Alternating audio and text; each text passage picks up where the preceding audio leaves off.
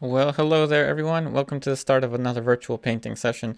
I want to clarify something really quick before I get started.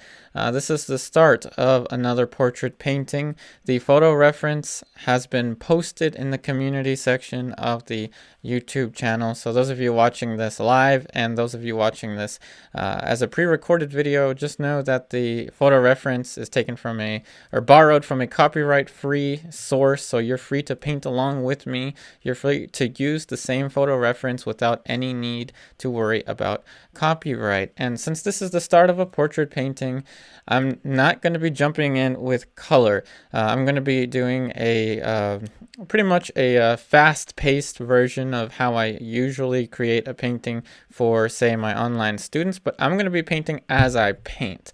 So that is, I'm going to be painting at a much faster rate. So those of you that are in the online classes, I will be skipping a few steps. It's not going to be as step by step as in the online classes, but you will notice some of kind of the lingo and the the style that we will go through. I want to talk about the panel that I'm using. This is a 9 by 12-inch panel that has been prepared over I guess like 3 weeks now. This is a aluminum panel. So a lot of people have been asking about the aluminum panel, and now we're really going to put it to the test. It has about, I think, five layers of Liquitex Professional Acrylic Gesso. All the materials for all the links to the materials are in the description box down below. Has about 5 layers of gesso, a little bit of sanding in between, not that much because aluminum is very smooth. And then I toned it with raw umber oil paint and let it dry for, I think, about 4 days now, something like that. So hello, everyone. Please, let's keep the conversation from now on a little more towards the art. As some of you may know, I got into some trouble with the last stream, with some of the comments in the last stream. YouTube kind of was a little upset with me. So let's keep the conversation about art. Feel free to ask me anything that won't get me in trouble. So anything art related is good. So how is everyone doing? Hey, Brian Ross. Hey, Philippe, hey Steven, what's up? Yeah, we have the aluminum, yep. And hello Marshall, hey Ingrid, Tanya, hey Zara. How's everyone doing today? I hope you're having a good day. I'm going to be using the very last of my spike lavender, unfortunately. After this, I'm completely out of spike lavender. It is my absolute favorite material or solvent, whatever, to draw with. And I'm just going to dip the brush in a little bit of spike lavender, and I'm going to show you how I just dip into the brush and then dab a little bit off on the paper towel. Even though you can't see paper towel, it's below the screen or below your screen there. So just raw umber. The photo reference is there. I've already kind of figured out in my head how I want this painting to look. It's going to be rather small, a rather small portrait. So I don't want a ton of paint. So I'm going to be drawing in the umber sketch style. So let's see, bottom of the chin, top of the head. I do want to have the hat in the composition. I really like the way the model is turned, and I like the whole gesture of it, the shoulders coming in this direction, and all of it's going to be a lot of fun. Let me see here. I'm going to do the best that I can with the questions. I'm kind of, it's kind of hard for me to read from my screen. I need a bigger screen, but in any case, I got let's see. Oh no, you've got the COVID. I hope you're okay. Hope you'll be all right, Gata. I've known 2 people now that have had it, but they're okay. I'm glad that the painting videos help you out. I wish you a very healthy recovery, Gata. Hey, Hamed. What's the secret of drawing? Okay, I don't know, but let's definitely keep this the dialogue about the painting sessions, and I will be sending periodically this. I will be sending, oh no, hold on a second. I want to be posting in the comments here the little, I guess, prompt for my online classes. So if anyone is interested or wants to know more, there it is. So there's my little prompt for my online classes. I will be posting that from time to time. Let's see. Hey, Darla. Oh, you're new? Oh, shout out to you, Darla. Thanks for joining. Let's see. Where are you from? Hey, Cloud Harry. I am from Beltsville, Maryland. That's right. The all-amazing Beltsville, Maryland. About 25 minutes, something like that, away from DC. So let's go ahead and get started with this. Since this is a portrait, I'm going to be very cautious about the composition in the beginning. This isn't going to be like the rooster that we painted or like the landscapes. This is going to be much more serious of a tone. So as a result, I may not talk as much and be painting more. I want to figure out how big I want the face to be, where I want the hat to fit. And I'm using what I refer to and many refer to as an envelope to begin with. A very simple abstraction. A very simple abstraction of the models. So the important thing to get out of this right now is the placement. I don't care about the likeness. I don't care about the details. I don't care about the shape of the hat or anything like that. I don't care about any of that. All I care about right now is the placement. And will I get a placement, a composition that I like, that will inspire me to continue to paint on this? Because see here, I have flake white and raw umber, and that's it. I'm not going to go into any colors. This should be dry by Monday, and I'll be able to continue this Monday. You know, if you're interested. If not, then I can obviously work on this on my own. But if you're interested, then we can continue to work on this or do something else, start another one. But in any case, I have placed now the head a little bit kind of centered, which is what I like, and not so far to the bottom, so a little bit higher up relative to a vertical. So the placement is pretty good. Now I'm going to go ahead. So every now and then I'm going to pause and return to the comments. As a result of this being a little bit more serious, I may miss some comments, and I apologize if I miss any comments. So let me go ahead and check out what's going on here. Oh, I'm glad that you like the lessons, S. Cloud Harry. I want to clarify, this is not a lesson. This is not how I teach my online classes. This is the same techniques, but I am skipping steps. With my online classes, I would most likely not have them jump right into paint, because that actually complicates the daylights, the living daylights out of the process. So this is a virtual painting session. You have access to the photo reference. This is going to be a long video, so please feel free to draw along with me. Now, if you're interested in educational content, please check out right here. Like I said, I'm going to post this from time to time. If you're interested in educational content, please check out my online classes that are $10 a month. All right, so now I'm going to just follow the outside shape of the head. And like I said, the head's going to be small. The face is going to be small. This is 9 by 12. Look at the size of my hand and look at the size of the panel. So I'm very cautious with how much space and how much spike lavender is on my brush. I may have a little too much. So if I have too much, it starts to feel like that. That's too much. And let's see. This is just about right. So let me get back to the questions. Hey, Artista. Oh, I like your username.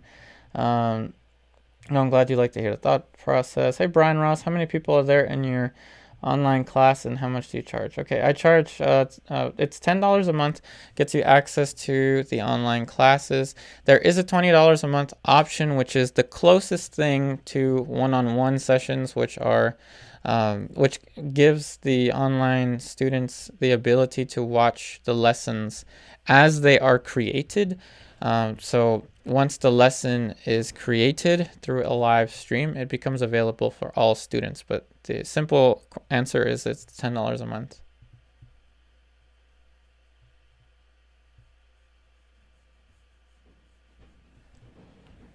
All right, let's see. Hey Charlie, 50 people watching the video, just 10 likes. Oh, it's okay, it's okay. And everyone's free to like the video or dislike the video. Hey Ahmed, why don't you answer me? I apologize, Ahmed. With this one, I'm gonna be very, very focused on the painting. So as a result, I may miss some comments, Ahmed, and anyone else that I may have missed your comment. So if I missed your comment, please feel free to write again. Please don't get mad at me if I miss a comment. I'm looking at a photo reference. I'm looking at my painting. This should take up most of my attention. Otherwise, I'm going to create something strange. And then across from me is a laptop that I'm reading the comments from. So apologize if I miss or when I miss anyone's comments. Just know it's not personal. I'm just trying to focus on many things at once.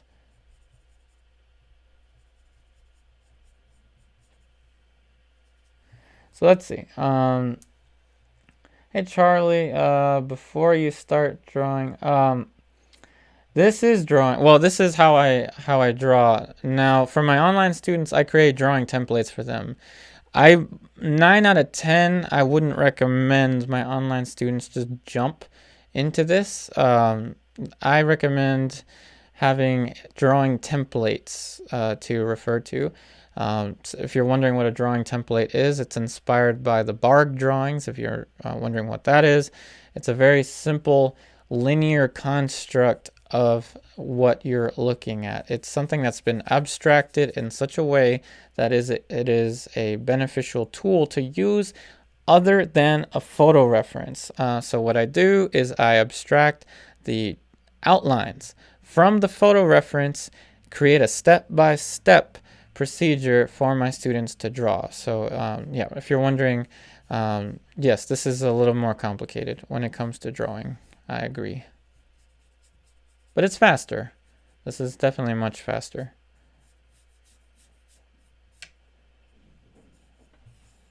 So let's see if I've missed anything else.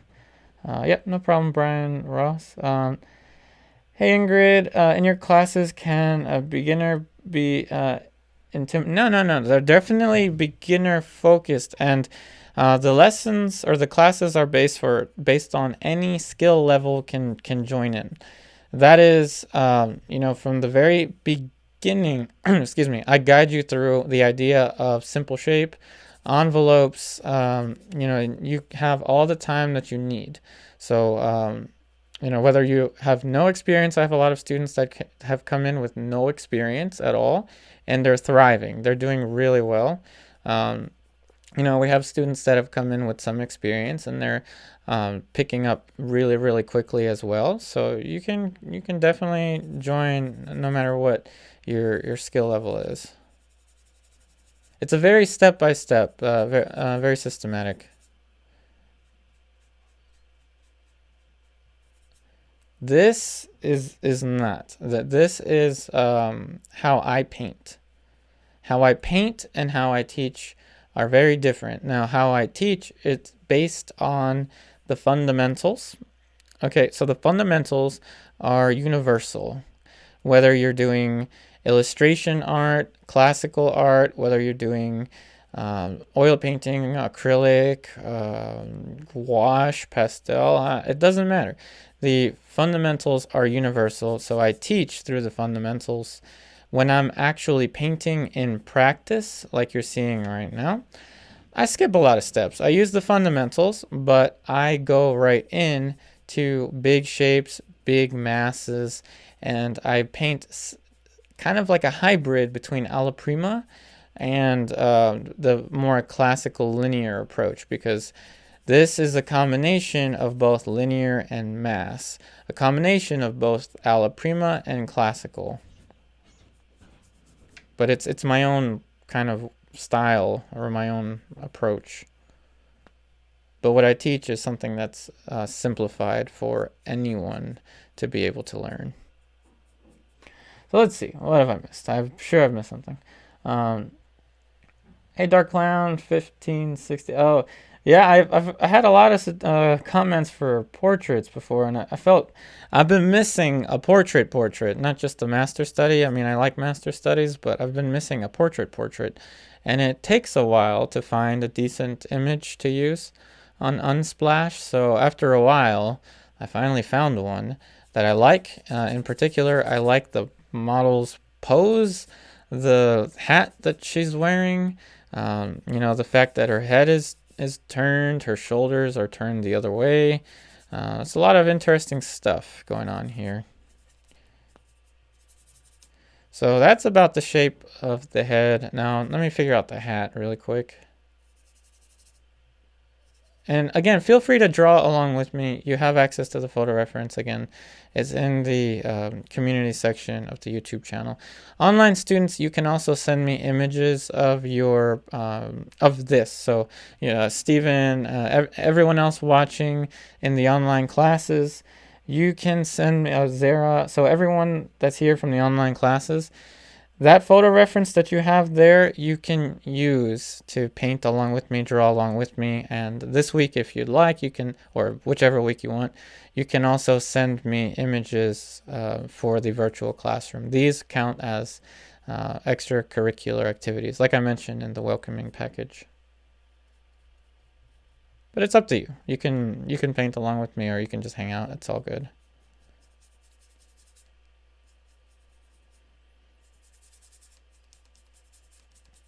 Oh, I really like the pose. I mean, in the abstract, I know this looks weird. Like, this probably looks like something from a Halloween, from like a Halloween commercial, but I like it. I mean, I like that she's going this way. The vectors are pointing this way.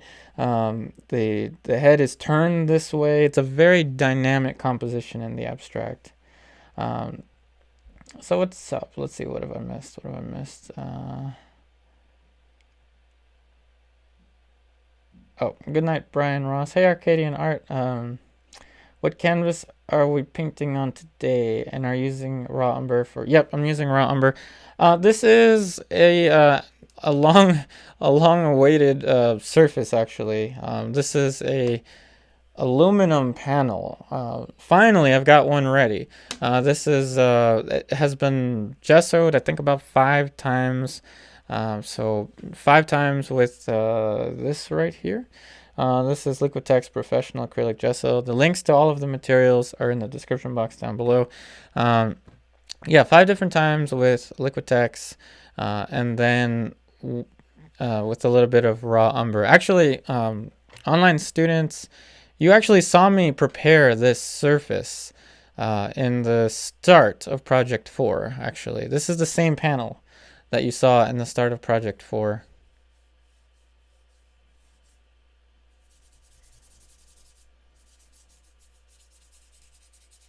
So I think that's about good for that. Now I'm going to actually go in with the underpainting colors. Like I said, with my students, I would not recommend jumping right into the underpainting like I'm going to do now, but this is just the pace that I keep when I paint. So I'm going to go ahead and get a different brush. I'm going to quickly read any comments there. Hey Mars, buenas noches. I'm glad that you liked the stream. Bienvenido a mi live stream. Hey Ingrid, why are your classes, why do they start at 9 a.m.? Yeah, I've had a lot of questions about that. I have been talking to someone else that was in the online classes that would like to have them a little bit later.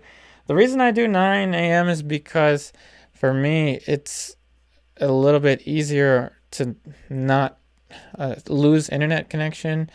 But so right now I'm taking a gamble. I'm always gambling really when I'm live streaming, but this time is ideal for, I guess, public live streams. Those aren't public, but in general, internet tends to be a little bit better for me in the morning. But I'm going to talk about this with my online students and see if they prefer to move it to a later time, like, I don't know, like 10 a.m. or 11 a.m. or something like that, then I can do that, Ingrid.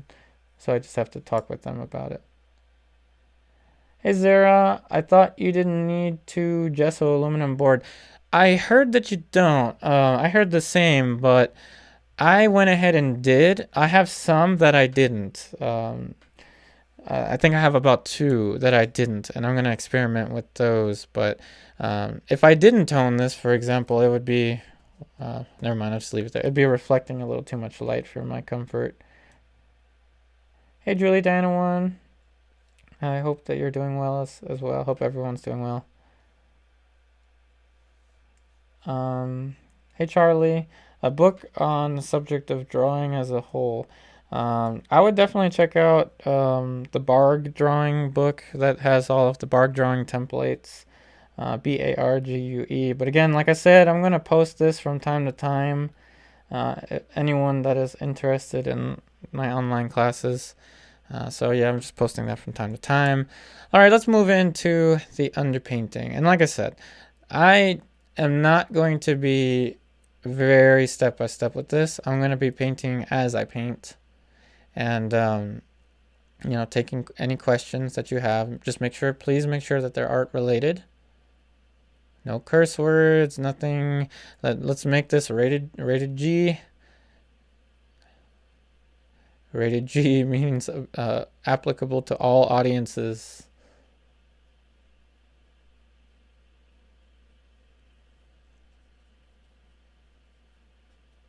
And this is the continuation of the drawing.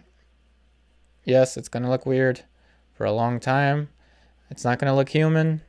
I understand. I get the concerns, but this is just how I'm starting it. I'm going to, this is basically going to be a combination of alla prima and classical. I teach through classical, so I would have already had my students, I would have already sent my students a drawing template before reaching this stage in a painting project.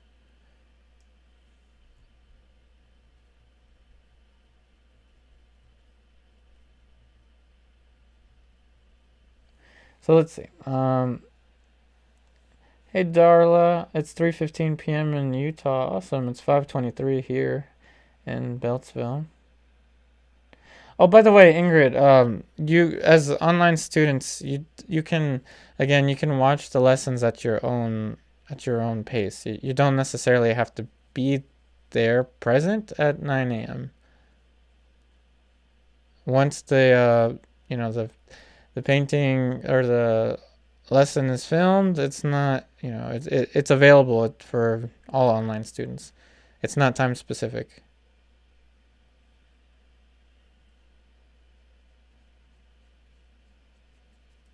And one thing I always tell my students in particular, when you're working in the classical approach, when you're layering, there are many things to consider, like fat over lean is one, but what I want to talk about is the light that I'm using. I'm using flake white. I'm using a lead-based white, and I'm working really light, as you're noticing. I'm blasting the lights, and I don't care if it's too light. That doesn't matter. That doesn't mean a thing to me, because it's actually easier to layer darker as you progress in a classical style painting. It's easier to layer darker. It's the complete opposite to alla prima, where in alla prima it's actually easier to layer lighter over darker. In this case, we're going to work darker over lighter in the later stages of this painting.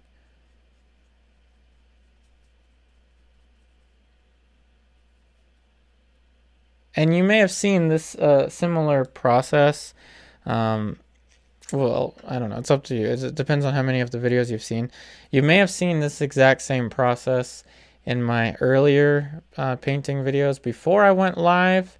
And you're really going to see exactly how I paint and how I've internalized the fundamentals, and show you how I use the fundamentals. So let me see. I'm gonna every now and then I'm gonna pause and look at my computer. So right now I'm gonna pause and look at the computer just to see if I've missed anything. let's see. Hey Ingrid, oh thank you so much. You're saying that it looks good already. To me.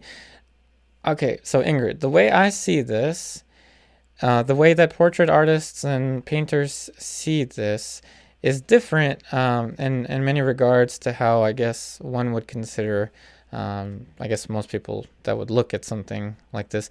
That's just a confusing way of saying I'm looking at shapes. I'm not thinking of nose, eyes, forehead, mouth. I'm not thinking of anatomy. I'm thinking of shapes. And how can I reason with the shapes in such a way that I can take this to a point where it will be easier for me to develop a more realistic painting or naturalistic painting on the next sitting. That's what I'm thinking of. But thank you that you're saying it already looks good. I appreciate it.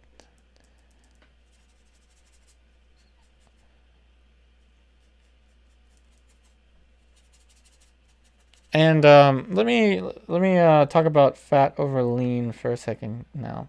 So fat over lean just means that in a classical style painting, such as this, you want to have less medium in the earlier layers. There's no medium at all. I'm using spiked lavender, which is I would consider more of a solvent, to let the paint flow. And again, I have more information about that right over here. Like I said, I'm gonna be spamming my own stream by posting my little link here again to the online classes. But in any case, I toned this with, I'll show you right here. I used a different raw umber than I'm using right now. I used French umber. This is a Rublev color. I'm running out of it. I know it doesn't seem like it, but I'm going through it quick. So I'm using this right now to tone surfaces. If you've never heard of Rublev is nice because it doesn't have any additives to the paint film. Or to the paint, sorry. It doesn't have any additives, which means that it's just oil and pigment, nothing else. And that's what you want when you're in the earlier stages of a painting, such as toning the painting or the canvas or panel. Now, one thing I'm going to do, just for the sake of the internet, is I'm going to fake the clothing that the model's wearing. Because never mind. So you may know why I'm going to do this, but I'm going to fake it like the clothing is resting over top of the model very tightly, very closely.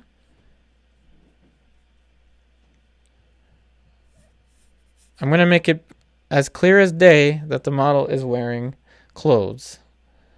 Notice how I cropped the photo reference.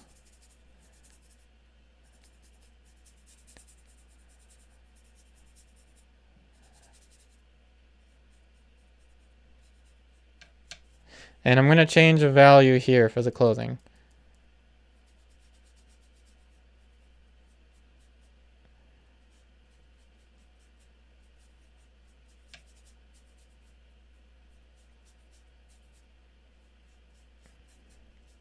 It's unfortunate that I have to go to this extent to cover things up, but that's just the way the internet works.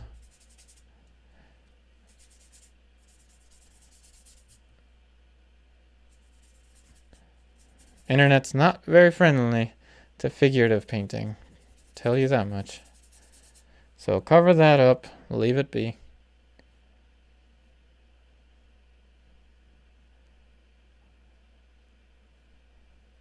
All right, let me see what's up. What paints are you using, Ingrid? Okay, great question. I'm using right here. I'll show you. I have the paint tubes right next to me. I have raw umber, Winsor Newton, and I have Williamsburg Flake White. Now, if I had more of the Rublev French umber, I would use more of it, but I don't. But it's virtually the same thing. It's just that this one is a little bit more waxy, the one I'm using right now, but it's not a big deal at all. So these are the ones I'm using. Winsor Newton Raw Umber, Williamsburg Flake White. And I have this, links to these in the description box of this video. Hey Harjot, what's up? Erica, I heard that liquid isn't a fat overlean. What does that mean? Can I use it at any point in the painting?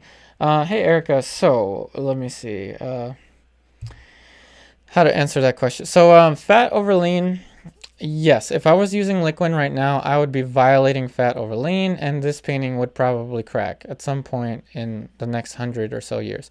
Now, the reason you want to obey fat over lean is because you want the later layers of your painting. Now that is, if you're gonna plan to layer a painting, like I plan to layer this one, you want to follow fat over lean because you're gonna have many different layers of oil paint. So you're gonna have a very complex paint film.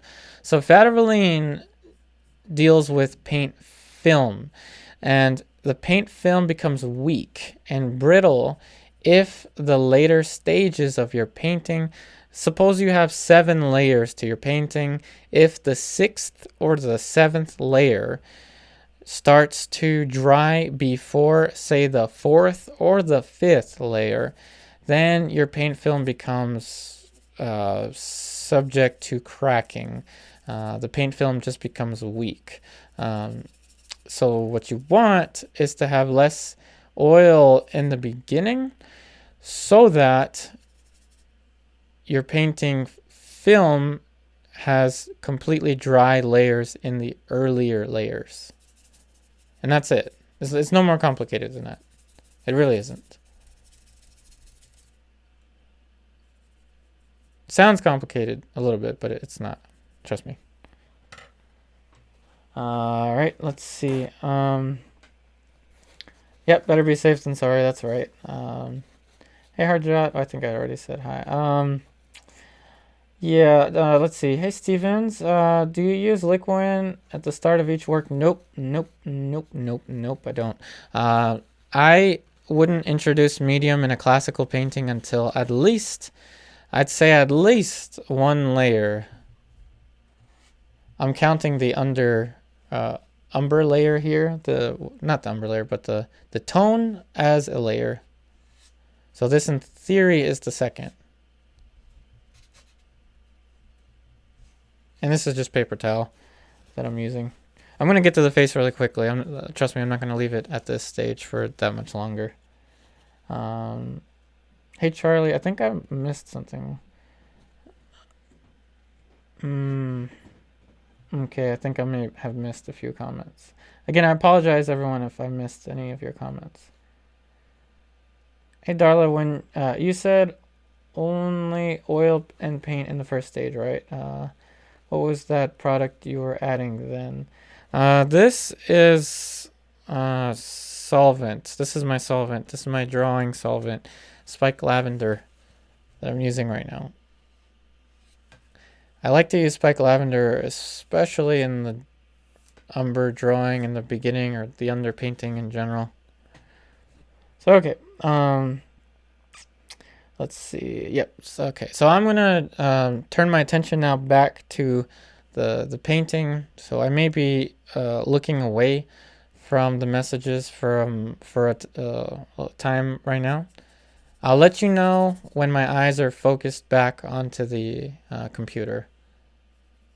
But for now, I've got some stuff I really got to do, or else the painting isn't really going to progress much.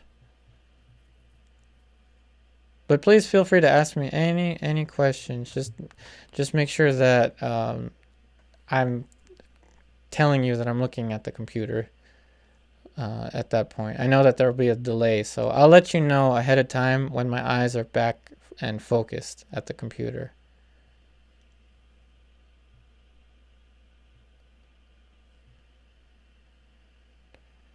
So I don't want anyone to think I'm ignoring them. It's just portrait is no joke. Portrait in particular, when you're working like this, you're gonna have to have 120% of your attention And it doesn't always have to be this complicated. Like I said, for my online classes, I don't make it this complicated. This is complicated because I'm skipping a lot of steps, and it's not always clear when you're working with mass like this what you're exactly going for. But I'll clarify it, don't worry.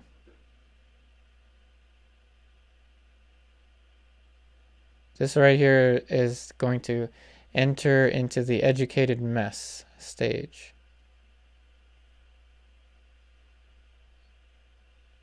So to the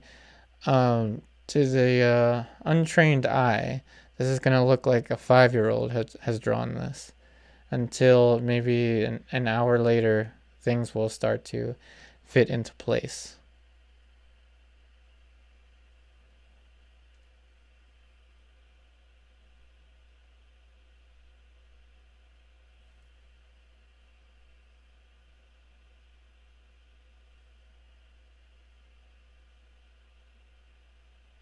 So like I said, this is a completely different pace than the previous virtual painting sessions.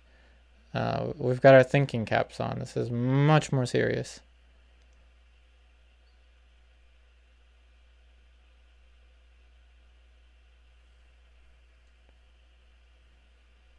And I like to start with the eyes, in particular, the eye sockets.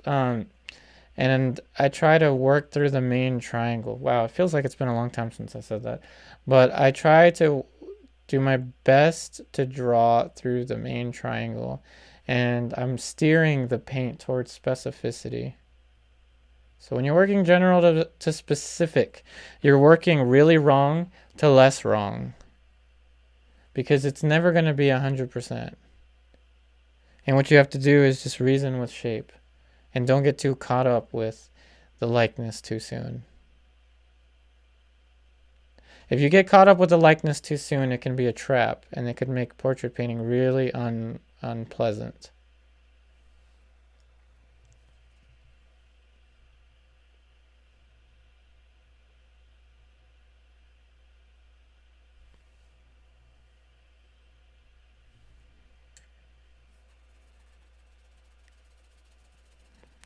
All right, so heads up, I'm going to now be turning my head towards the comments.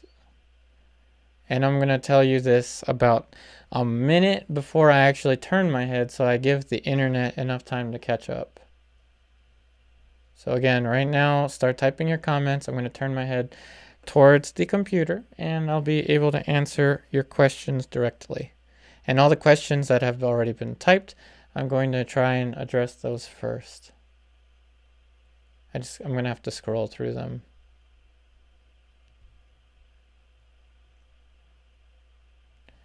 And I think it's been about a minute, right?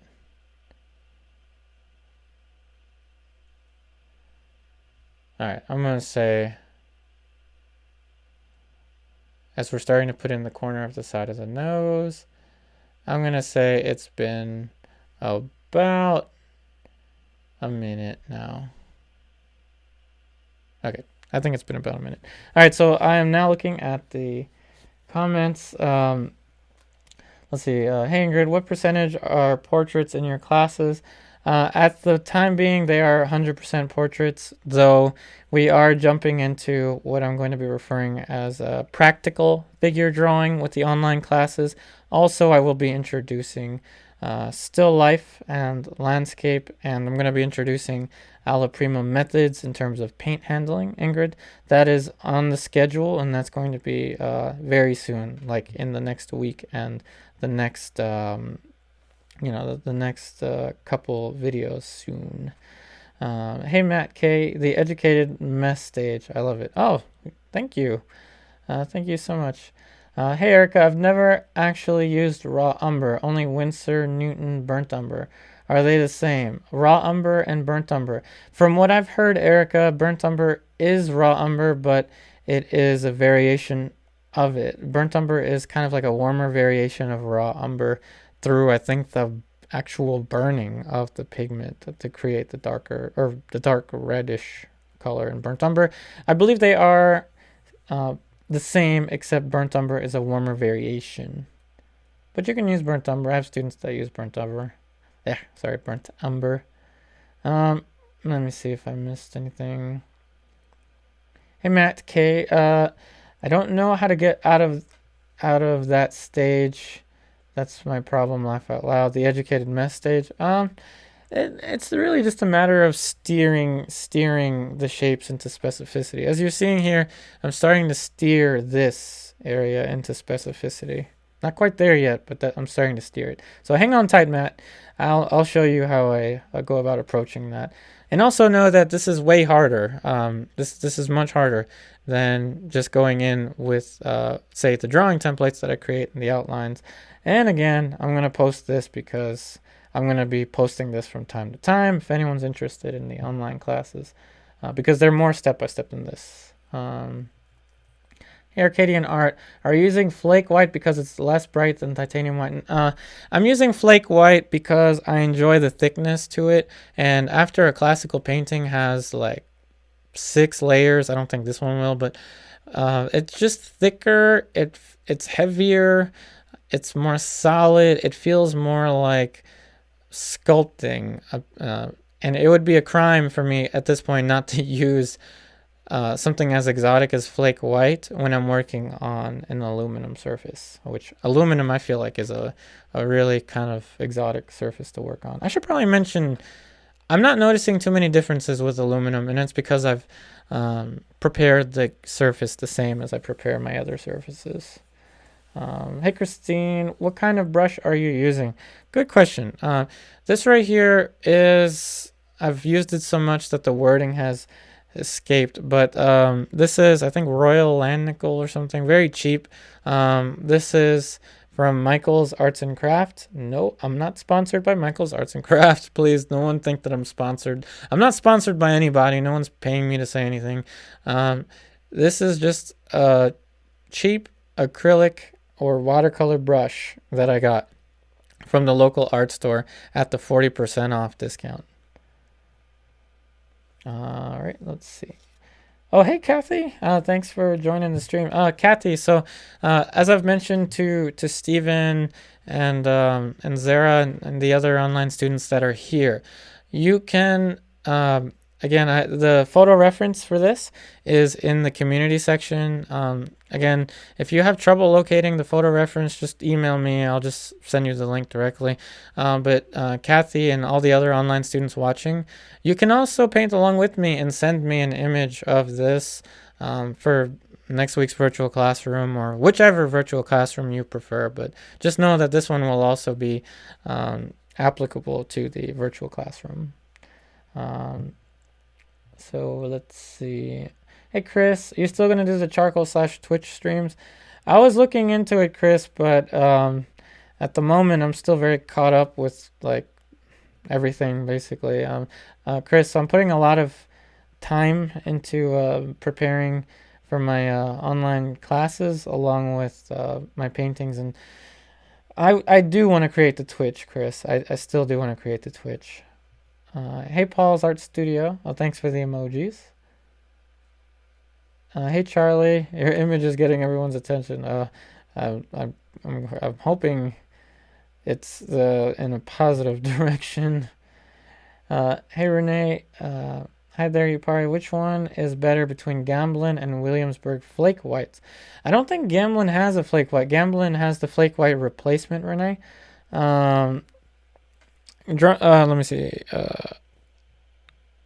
Yeah, it's a flake white replacement for Gamblin.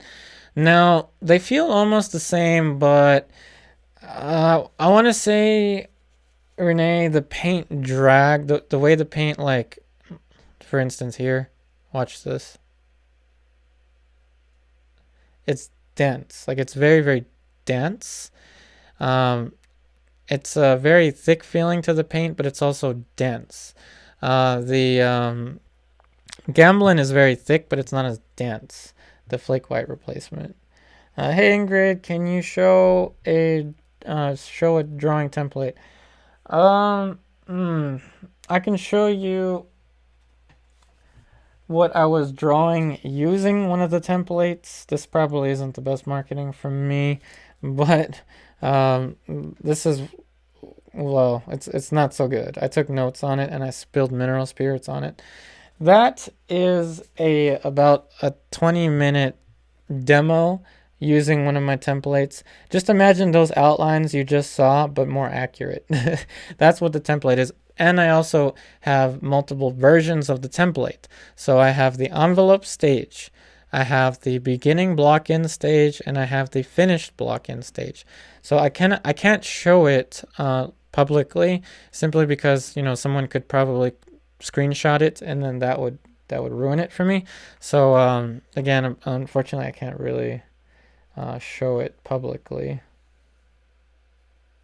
Hey Eric, oh thank you. All right, so now I'm gonna steer my attention back to the painting. So now that my attention is back to the painting, please feel free to type any questions you may have. Just know that my eyes are now focused on the painting.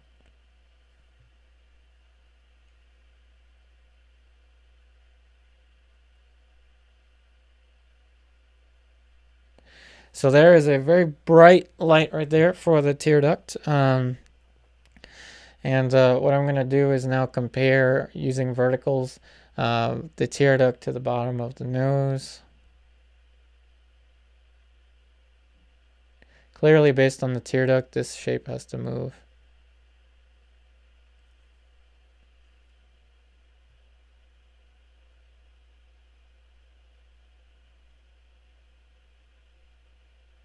And again, this stream is, in particular with portrait, it's going to be a much more serious tone, so I probably won't be talking quite as much.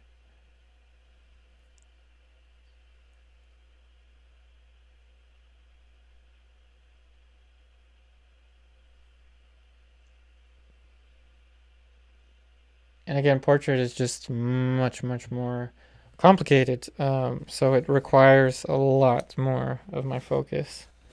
I do want to talk about, as I'm painting this or drawing this, I do want to talk about round brushes, because some of my students were actually asking me about round brushes, and I thought that was a really good question about why specifically do I use round brushes so much.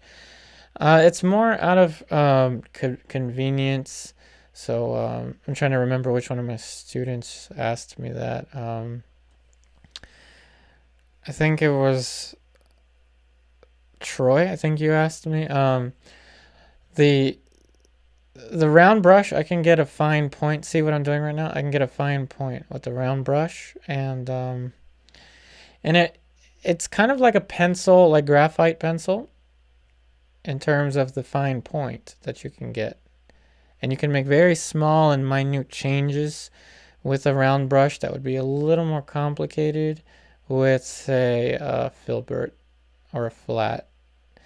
Now what I'm doing is I'm drawing very much like I would be drawing with pencil or charcoal pencil. It's just that I'm doing this with paint, and I'm using the white of the flake white to help me draw. And like I said, if you've seen the previous videos, you're seeing maybe for the first time live how I actually do this, how I actually do my own, start my own paintings.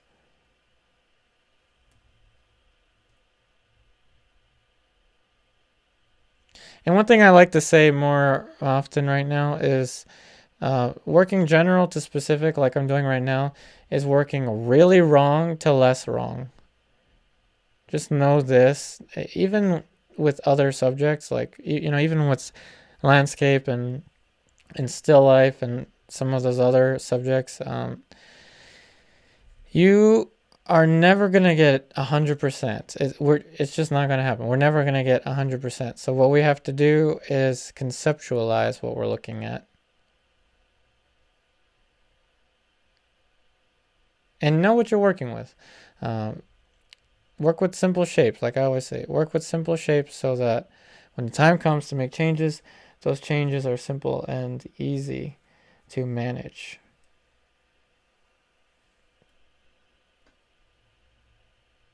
For instance, look at this. I'm going to be adjusting the shadow.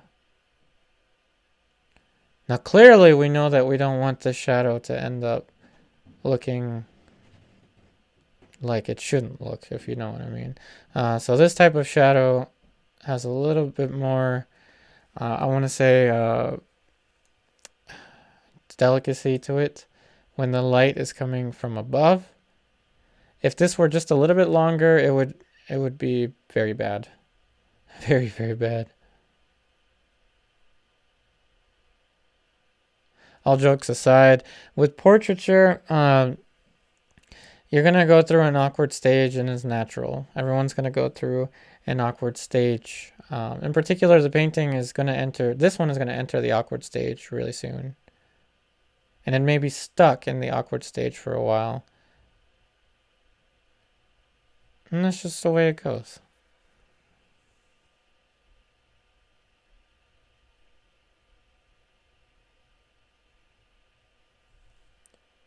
And like I said, from time to time, I'm going to turn my head. But right now, I'm not looking too much at the comments. I'm just posting my link to the online classes again, if anyone is curious. So again, my attention is still directed towards the painting. And I don't mean to be offensive or anything. I'm just trying to change the tone of the streams a little bit, as I've noticed that it's been a little less professional, I think, and now it's time to kind of make it a little more professional.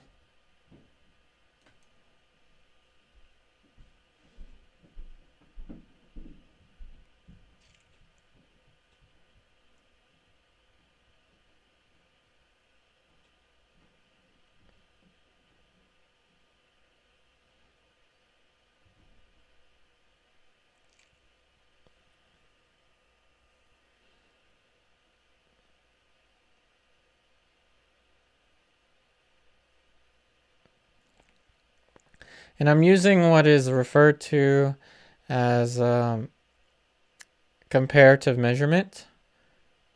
So oftentimes one of the most common questions I get is how do you get your proportions accurate? And the answer is no one ever really gets it completely 100% accurate, just because, again, it's not possible. If you think about it from a basic mathematical point of view, which I guess is not a very popular point of view, but the closer you zoom into any surface, the less, or the closer you zoom into anything, the less accurate it's going to be. And I'm talking about drawings in particular, just because there's going to be so many minute changes, so many minute differences, that really what you want to focus on is the big picture. And not get hung up on any bit of minutia, as my hero Nelson Shanks would say.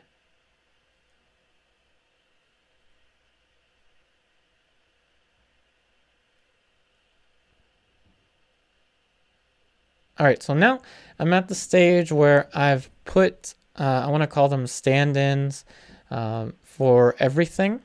Every one of the features of the face, the shoulders, the element of clothing that the model's wearing, and the hat. Maybe I will put a little more for the hat. And so now I want to say that I'm not going to add much more information, maybe not even for the entire duration of the stream or this stage in the painting. But what I'm going to do is take the information that I have and make it more and more specific. So at this point, I don't necessarily need to add that much more, but rather I'm going to use what I have and make it more accurate. Suppose you think of it this way. I've placed, I don't know, like 50 shapes, right? 50 shapes. Maybe I shouldn't use the word 50 because someone's going to write something. Suppose there are 84 shapes here. 84 shapes. I can manage 84 shapes. I can't manage 8,400 shapes, but I can manage 84 shapes. I don't want to add any more. instead, what I want to do is move those 84 shapes around for hours, maybe days, until those shapes correspond and work well with each other. And that's how you get the likeness. That's how you get the the effect of light. That's how you get all the stuff that you want in a representational painting. All right, so now I'm actually going to give you a heads up that I'm going to turn my head over to the computer and look at the comments. So I'm going to paint for about another minute and give the internet time to catch up. And then I will be responding to the questions that have been typed. Apologize to anyone that may have lost patience and left because I didn't turn and look at the computer. It's a possibility.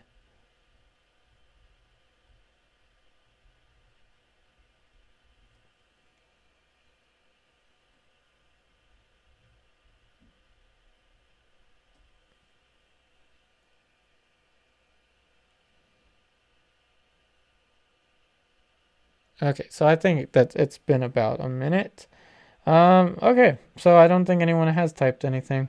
So again, given general relativity, depending on where you are in the world, you should be able to be sending me questions right now, and I will be able to actually see your questions show up. So let's see. So Ingrid, is portrait painting the most difficult? Yeah, I would say it is. Yes. I don't even think I'm biased. It just is. I think portrait painting is the most difficult. I'll tell you why, Ingrid. Portrait painting is the most difficult because I want to say like every 5 minutes of every day, we are bombarded with images of faces, Ingrid. So we see faces of people all the time, sometimes even less than 5 minutes, like an ad shows up, right? There's an ad playing and there's somebody, I don't know what the ads are doing now. You know, the ad where someone crashes through a building and they're like, oh, did we interrupt your video or whatever. We're always bombarded with images of faces. So this is very difficult because we're not used to seeing quote unquote unfinished faces. That's what makes it so difficult. It's that psychological thing that makes this that much more difficult than any other subject, Ingrid. But yes, I do find it to be the most difficult. But it doesn't mean that that no one can learn it. It just means that it takes a very disciplined study. Let's see. Hey, Bernadette Franklin, what's up? Thank you for the question. Where do you get the aluminum? Great question. So for everyone that's wondering what the aluminum question is about, if you're just tuning in, this panel is actually, it's an aluminum panel that I gessoed about 5 times over. This probably isn't the best marketing for this brand, but this is Alumina Corp. I bought this from Jerry's Artorama. Know that right here, do you see this? There are dents in the aluminum panels. Luckily, there's only a dent in one side of this one, but each one of my panels has some kind of damage, and I think that has something to do with the shipping. So sorry, Jerry's Artorama. Probably not the best marketing for you, but you don't pay me to say anything, so I don't care. So I ordered these from Jerry's Artorama, and they don't come perfect. Some of them have dents. See this? I don't know how this ended up here, but it did. I don't know. A lot of the panels, even the ones that were sandwiched, like I ordered 5 of them and they were like packed like this. Some of the ones in between had dents. So I don't know what that's about, but that's just how it was. But anyway, I got it from Jerry's Artorama. Let me see. Hey, Charlie, let me know my full name. Okay. Let's see. Hey, Renee. Okay, thanks. Okay, I think that was a response to a previous one. Hey, Arcadian Art. I find it hard to find portrait photos of people with natural skin tones. Most images are so filtered. What do you look for in your photo references? Awesome question, Arcadian Art. That's a very good question. For photo references, number one, I look for the exposure. If it's overly exposed, that's going to pretty much destroy everything.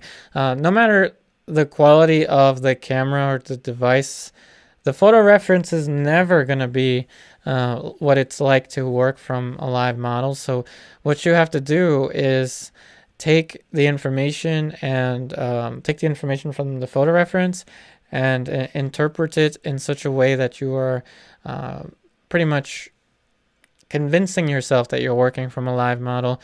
For instance, my online classes, I always talk about fundamentals, never so much, exactness or copying. So in fact, I always tell my students to relate shapes to one another. I always tell them the key, the lights. Never do I ever tell them you need to make it exactly like the picture, because that's not what you're doing. What you're doing is you're taking in visual information, you're interpreting it using the wonderful minds that we all have, and we are creating artwork that is true to us. It is human made. It's some of the most beautiful things that we can do with our intellect. And it's what was the question again? The photo reference, right? I just make sure it's not overexposed. That's the biggest thing. The exposure. Just make sure it's not overexposed. Hey Naima. Hello there from Tunisia. Hello. And again, I apologize everyone. I'm gonna specify exactly when I'm talking and exactly when I'm looking. I'm going to specify exactly when I'm looking at the comments. So right now I'm still looking at the comments. That's why I'm not painting right now. Hey Sam, how should a beginner approach portrait painting? And again, I'm going to copy and paste my little message that I always have here. I apologize everyone in case anyone's getting tired of it. But please check out the online class. How should a beginner approach oil painting? Not like this. A beginner should approach oil painting through drawing, in particular through knowing how to use drawing for painting. In particular, knowing how to create a block-in that you can use for a transfer drawing for your classical paintings. That's the number one way I would suggest for a beginner to begin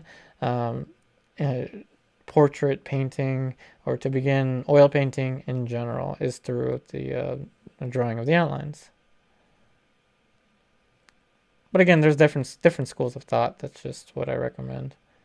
Hey, Stevens. Oh, thank you. Thank you for your comment. Hey, Hannah. Did I go to school for art? If so, is it beneficial for someone who wants to commission? So, Hannah, I did go to school for art. Well, I went to Studio Incaminati in Philadelphia for an entire year. I was supposed to do the 4-year program at Studio Incaminati, but life happened and I left. But I studied with an artist. I'm going to type his name right now. An artist by the name Paulden Hamilton.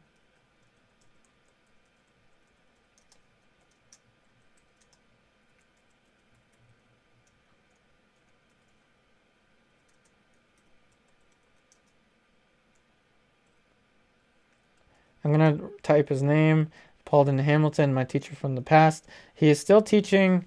I kind of worded that weird, but he's still teaching. I refer to him still as my mentor, Paulden Hamilton. He is the one that taught me a lot outside of Studio Incaminati. So is it beneficial for someone who wants to do commissions? I would say so, if that's what you mean. If it's beneficial for someone who wants to do commissions, I would always suggest to seek out training.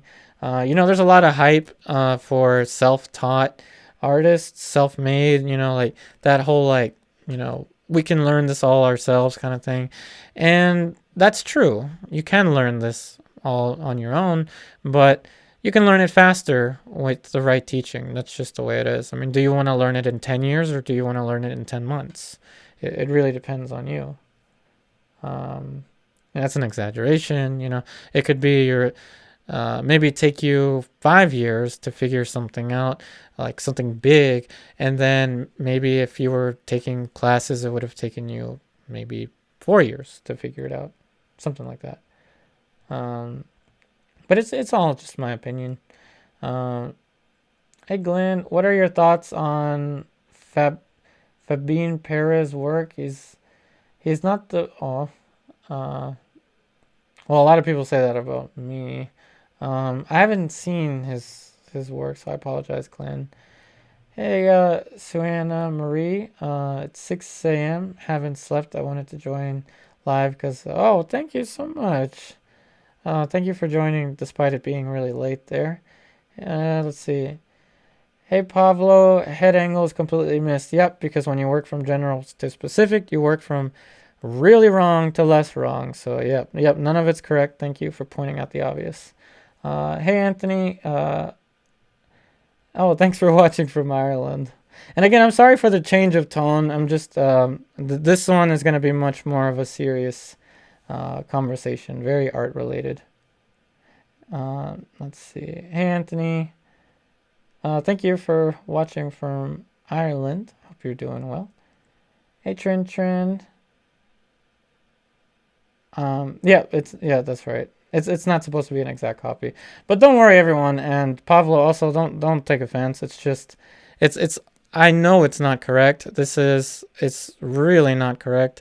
And at this point, it's just because I'm moving the shapes around, so no need to worry. Hey, Artista, since you mentioned 9 a.m. online classes, can you share what is the class schedule for online students? So again, you need to know that the online classes are structured through lessons. So there's a bunch of lessons. Each lesson pertains to a particular project, and that project has an associated playlist to it. So I send my students a welcome package. In fact, I'm going to copy and paste it again. Again, please, if you're interested in the online classes, again, please check out the links that I'm sending. You can click on the link, check out Patreon. You don't even have to sign up for the classes. It just has the information typed up there for you in case you're interested. But the way it works is that the $20 a month, the live stream tier, has the ability to watch the lessons live as they're being created, 9 a.m. Eastern Standard Time. That's the schedule right now. And the lessons are uploaded Monday, Wednesday, and Saturday. For the most part, today I actually had a vehicle inspection in the morning, so I actually was out this morning. Hey, Charlie. Oh, no, don't worry about this. You're not disturbing. Have a wonderful day. Yeah, no worries, Charlie. And I'm sorry if I've offended anyone. I'm just trying to be I'm trying to steer the conversation towards the art. Because I noticed with the past few streams that I've made, they've been a little too informal. Hey, Jerry Robertson, what's up? I'm glad you're enjoying the live stream. Well, thanks for joining it. All right, everyone. Attention is now going back to the painting. So my eyes are going to be away from the laptop for some time. I'm still going to guide you through like I usually do with the painting. It's just I'm going to be focused on the task at hand here.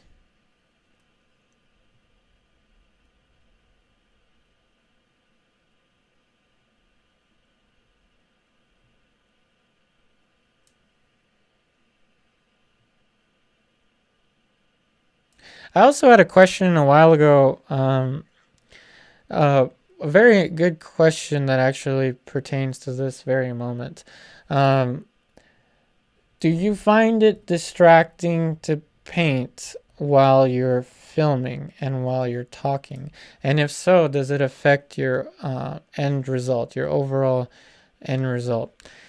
And the answer to that question, again, I know that no one's asked that question right now, but someone asked me it before, and I thought that's such a great question because, and the short answer is yes, it does change things when I'm talking and painting at the same time. It also changes things when I'm talking and painting and live streaming at the same time. So that's why I'm making it obvious that I'm a little more serious this time, because trying to carry on a lot of conversations at once while painting at the same time. Portrait painting, if I'm doing a still life painting or a landscape painting, then I can look at the screen or the comments much more often. Not the case with portraiture and with classical painting in particular. So I know that I can see from my peripheral vision, my periphery, that a lot of, or at least some questions have come in, but I'm just trying to be disciplined and I'm looking at the painting. But I'll let you know, okay? I'll let you know when I turn my head to look at the computer. Also, to everyone watching this as a pre-recorded video, I had some emails actually suggesting this to do a stream closer to how you were creating your pre-recorded videos. So I appreciate all of the questions and comments, but at the same time, I'm like 100% focused on the painting as much as I can be, at least.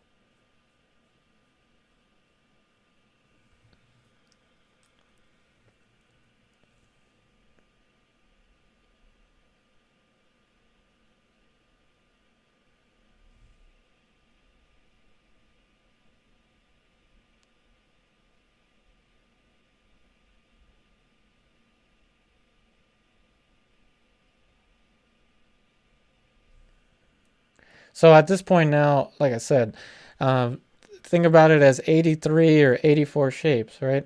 The forehead itself is too wide, so now I can adjust the shape. And I'm adjusting the shapes relative to one another. I'm not just pinpointing something and then measuring it. I'm making adjustments based off of my kind of my instinct.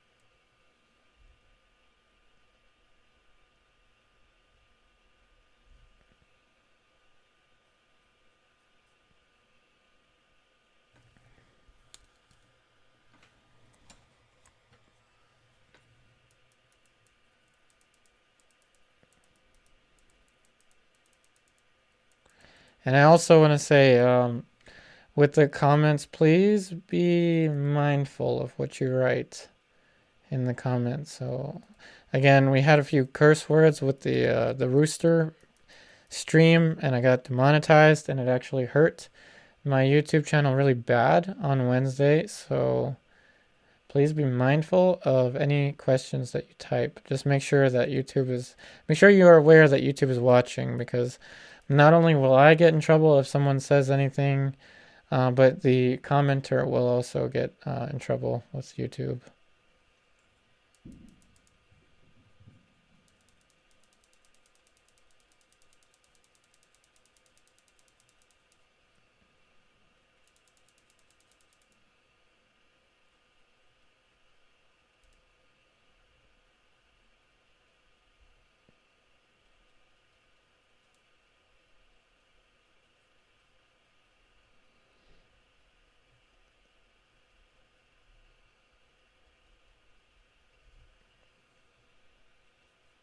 So what I want out of this shadow that I'm painting right now is a general sense of specificity and softness at the same time.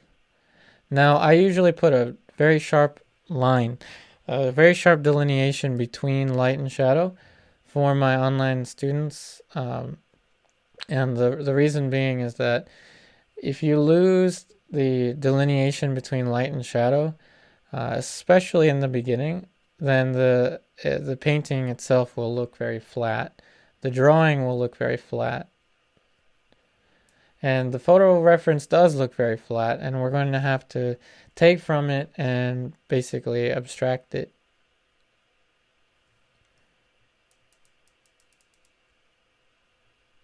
So, fundamental concept of light and shadow. Why do you want to keep light and shadow separate?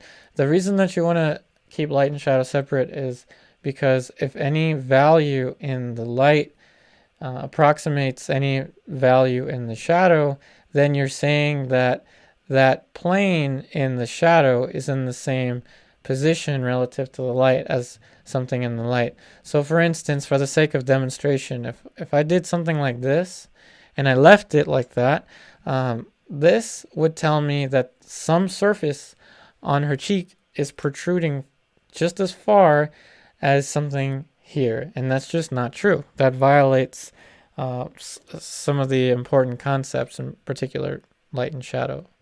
So that is gone. Now, whenever I see something blue off of my peripheral vision, I'm going to turn over because that's a super chat. So, hey, Monroe, thank you so much for the super chat. That being said, I'm now going to turn my direction back towards the comments. So thank you so much, Monroe. Monroe, if you asked me any questions in the past, please type it again. I'm going to be looking at the computer for about a minute now. So Monroe B, shout out to you. Thank you so much for your super chat. I am giving you a shout out here with all of my brushes. So let me see. What have I missed?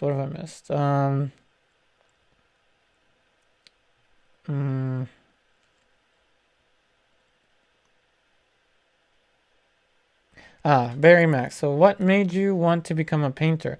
I have no clue. It's just something that I felt kind of, I don't know. Let me tell you the first instance that I started painting. So I was in, I'll try to make this short. I was in an art class in high school, and we had our choices of which projects to do. I chose to paint a still life in oil paint, not knowing what on earth I was doing. I just wanted to paint something that looked like something I was looking at. At this point, I wasn't that aware of Rembrandt. I wasn't aware of anything. It's just something that I wanted to do. After that happened, then I did go to museums, and I was curious about what people did in the past. And then as I saw, in particular, Elizabeth Louise Vigée Lebrun, her paintings motivated me to want to pursue representational painting. So in a nutshell, that's how it ended up. So again, thank you so much, Monroe, for your support on the live stream. And please feel free to send the comment now that my attention is drawn towards the stream or towards the comments. Let me see.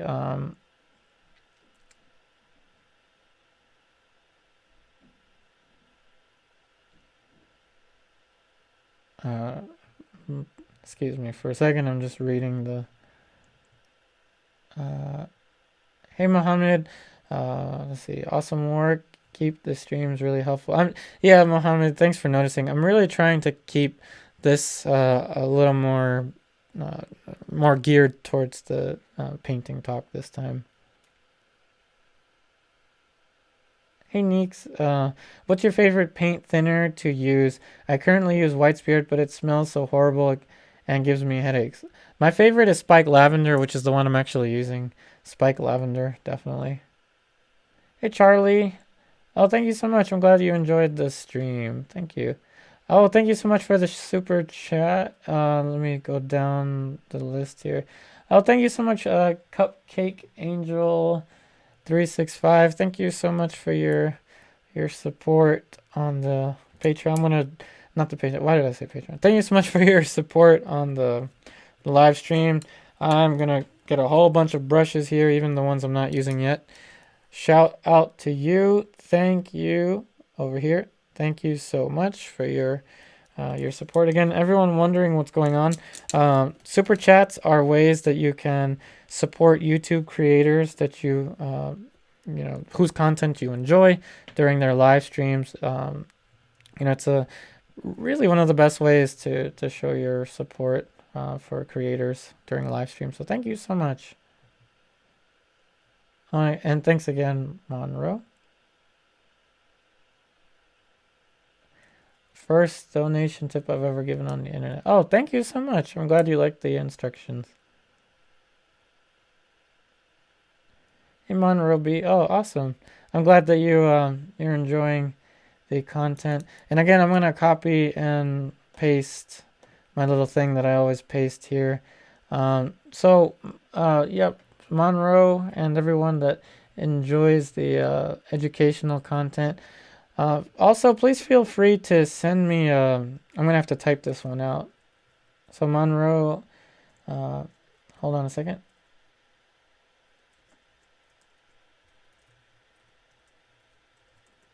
Okay, so I'm typing out my Gmail there. So Monroe and everyone else interested in the online classes, you can also email me if you are interested in a free sample lesson. I can always send you free sample lessons if you are interested in the online classes.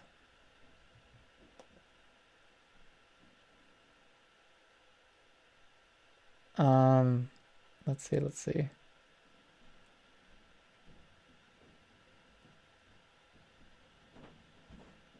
In particular, Monroe and Cupcake Angel 365. If you email me, just let me know that you just put in like super chat or something in your email, and I'll be able to find that message really quickly. So definitely giving you preference with the email, as I do get a lot of emails.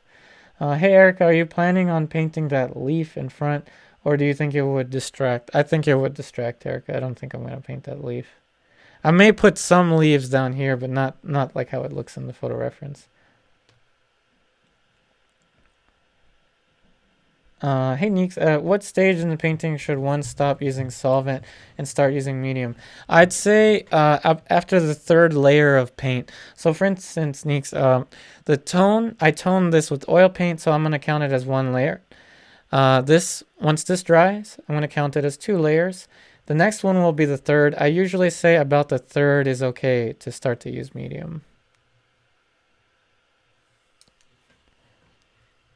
All right, so now my attention is going to be drawn back to the painting, but if I see anything bright blue or something in my peripheral, then I'm going to jump right back to the computer screen. So again, thanks everyone.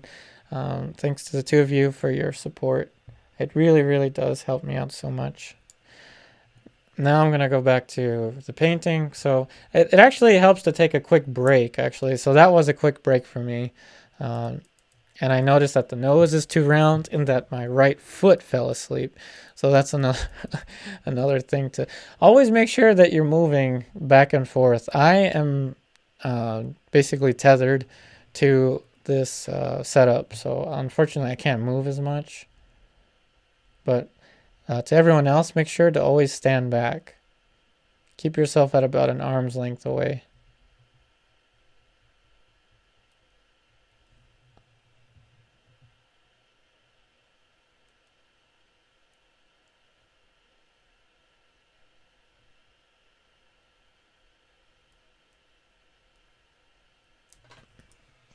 And I'll tell you what, at this stage in the painting, there's a lot of fear factor.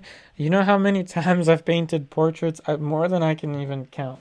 And it still gets me. Like, these stages in particular, because not only am I doing a live broadcast to, I don't know how many that are watching, but at the same time, this is now a part in the painting where the changes are not going to be as obvious anymore.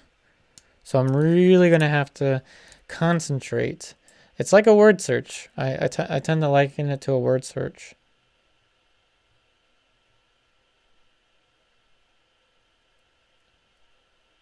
And the danger can be looking into the painting too much, meaning that you can get a little too, I want to say a little too, I'm trying to word this clearly, invested in the painting, I think is the word.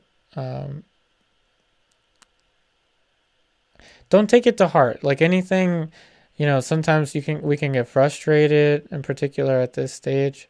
Take it step by step. And always constantly remind yourself, someone or artists that have been doing this for, decades still struggle with the same things that I'm currently struggling with. So, I'm speaking from the point of view of the student. So, a student that can become frustrated, know that frustration is normal. There's a certain amount of frustration that happens when you're drawing, when you're painting, and when you, I actually just got a, okay, hey Cupcake Angel 365. So I'm actually looking at my iPad, which is my photo reference machine. So I'm just letting you know I saw the email. So I'll be getting back to you. Once the stream ends, I'm going to check the email. So Cupcakes and Monroe, you have you have the VIP preference. I'm going to be jumping right to the email once all this is done for today. And by the way, I do plan on continuing this painting past today. They should be dry and ready to work on by Monday. So we'll pick up where we left off with this on Monday, which is why I'm saying you definitely have time to paint along with me. So anyone that wants to paint along with me, and online students that if you want to paint along with me, you can send me images of this this study of yours or painting of yours for the virtual classroom, for Tuesday's virtual classroom. One thing I absolutely don't like when I'm live streaming. Does anyone hear that? When you get phone calls.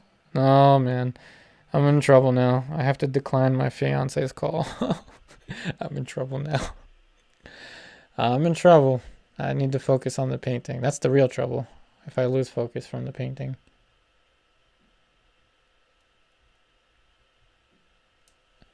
So, yep. Sorry, Lucy. If you're watching this in the future, you know why I couldn't answer.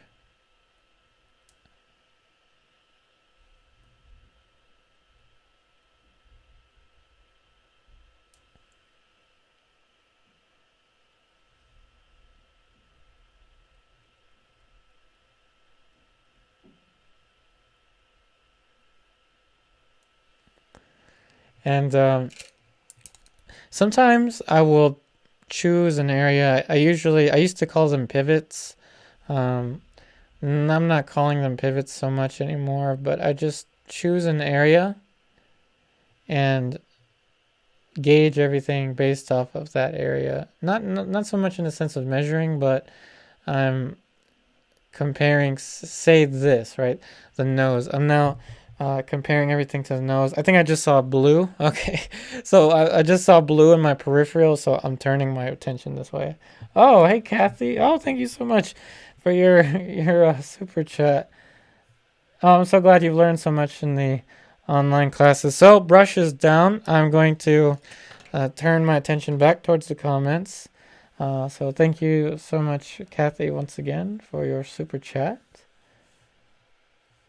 And you're doing wonderfully. So Kathy is a great, she's a great student that has been with me for a while now, and she's progressing wonderfully. So hey White Fox. I don't know why, but these painting sessions calm me down so much.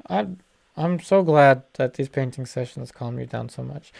And it doesn't even have to be a specific reason why. I'm just glad that you're here, White Fox. I sense your presence. I enjoy your presence, and I hope that you're enjoying the stream as well, in the same kind of way. And again, everyone, I apologize for the change of tone, but again, I'm really trying to steer everything painting related as much as I possibly can. Hey Maggie, Martin, how are you doing? Hey Ingrid, can we pledge money to YouTube, PayPal? So I'm gonna do my usual copy and paste here.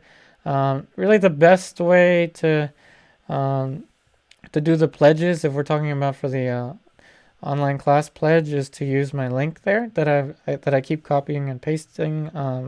So if you just click on the patreon.com and just look for the online class / mentorship tier, the $10 a month tier, that's the easiest way to sign up for the online classes. But if you want to support through a super chat, which is the blue boxes that everyone has. So if you want a blue box that highlights your comment here, everyone, go to the stream, look for the little like what does it look like? It's right next to the smiley face. It's the $sign. So if you want to support through that will give you the blue box. The blue box of honor.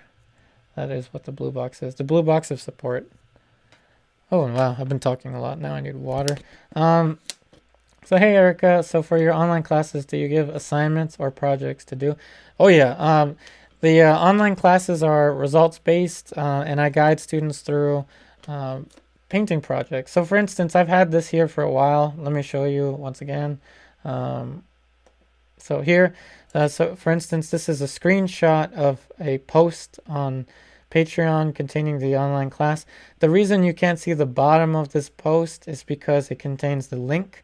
And again, only the online students can see the lessons, which are the pre-recorded videos. So each one of the lessons you'll see in this format. And what it is a project, such as this one. This is not finished, by the way, that you can take at your own pace. Each one of the videos associated to the project is organized in a playlist that only students can see. New students are given the welcome package. Every student is given a welcome package containing links to the materials, how to use the classes, and links to the, of course, the playlists that I was just talking about with that. So let me get that out of the way there. Okay, so let me see. What other questions have I missed? Hey, Regine. Oh, I'm glad that you're enjoying the change here with the more serious painting. Yeah. Hey, Jerry. Oh, thank you. All right, I think I'm caught up. I think. Oh, hey, Charlie. Oh, thanks for the emojis. I had to scroll up to see. Oh, wow. Thanks for the emojis, and thanks for stopping by. I think I'm caught up now.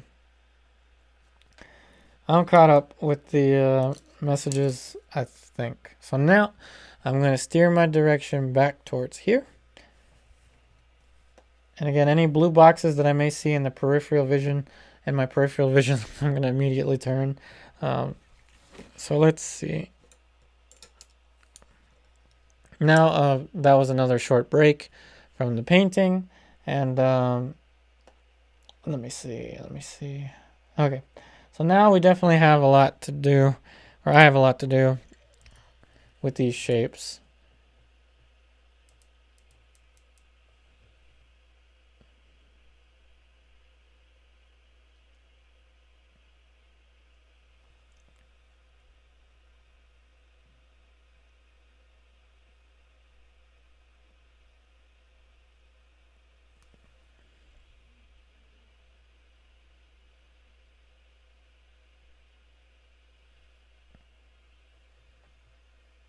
So what I usually say is that portraiture is a story of how a bunch of little things either made my day or ruined my day. So did you see this brushstroke there?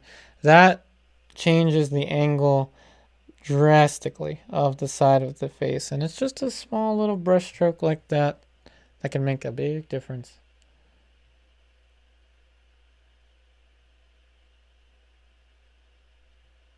But in general with painting, it's not like, you know, it's not like that one formulaic,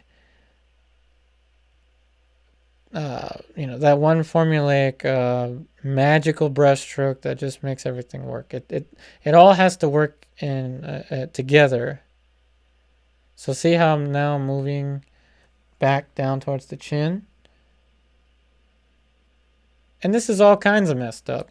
And the reason, it's so difficult is because, like I said, there's that psychological factor.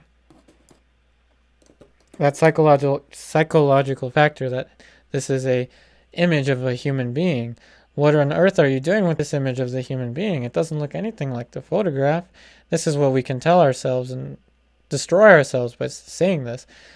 Oh my goodness, this is a human being, but it looks nothing like the human being. I must be very terrible. What am I doing with my life? This doesn't look anything like what I'm looking at there. And that's normal. I'm telling you, it's normal to feel that way. I get it. It's that psychological change in mind that happens when you're painting a portrait. Even when I was painting portraits with in groups, before Corona happened, I would have anxiety during the model breaks sometimes. Sometimes I'd have anxiety during the model breaks because the model would walk around and look at everyone's paintings. The artist would walk around, look at everyone's paintings, and I'd have anxiety. I'd be like, no, don't look at my painting, don't look at my painting.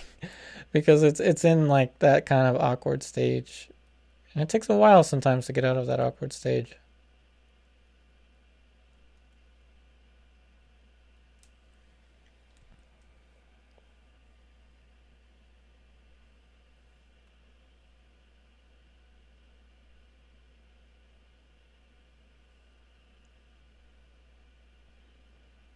But what helps, I'm gonna say this now, what helps a lot is the community that you surround yourself with. The people that you surround yourself with. Not only, in physical in-person classes, but also here on the internet. Like, I feel like we're fortunate, all of us, because I'm speaking plural, all of us here at the viewers that we have here, because I feel like we do have very, very serious viewers that really love art, portrait painting. They love learning. They're inquisitive. In particular, my students, of course, they love learning. They're inquisitive. It's that community, that group learning that you get out of the virtual classroom, I'm going to say. With my online students, the virtual classroom is where everyone submits their artwork each week for the virtual classroom. You don't have to submit it each week, obviously, but you have the ability to do so. Hey Ingrid, I just got your email. Again, I'm looking at it on my iPad. I'll definitely get back to you after the stream ends. What I want to say is, not just here, wherever you paint or study, it doesn't have to be here, but the community that you keep is very important. Like, maybe I should say the community is very important because positivity emits more positivity, and unfortunately a lot of the same sense that negativity emits more negativity. And I think it's a very wonderful thing to, when the world gets back to normal, to go and paint with others. Because that anxiety that I was talking about that I would get during model breaks is actually something that I think helped me push forward. I wonder, and I think that it may be so, that my students might have the same type of motivation when they're waiting for the virtual classroom video to be uploaded, because they might be sitting there, you might be sitting there and waiting for what the instructor is going to say, and that's a good pressure. That's a pressure in the right direction.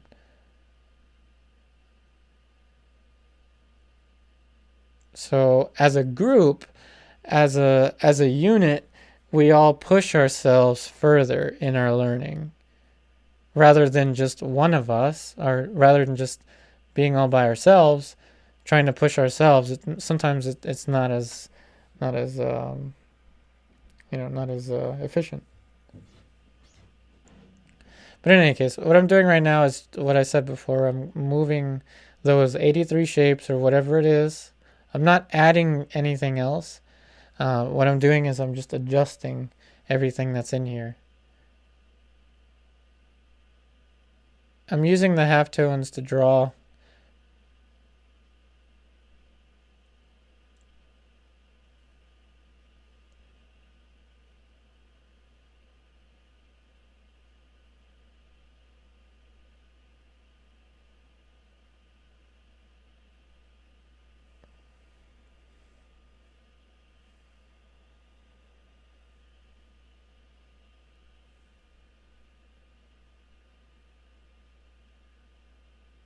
And I will also say with your photo references, try to keep them at least like, I don't know, like a foot or two away from your painting. Unless you're doing site size is perfectly fine. But when you're doing comparative measurement, you do want the photo reference to be a little further away. What I do is I try to replicate a model stand. I try to replicate what it's like to have a model stand there.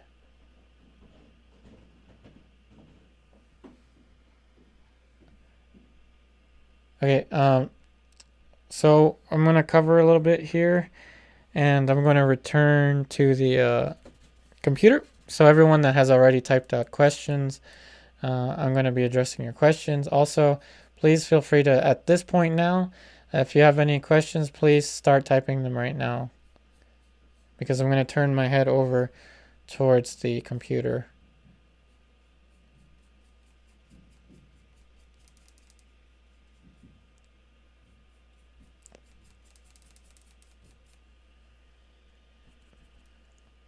Whoa.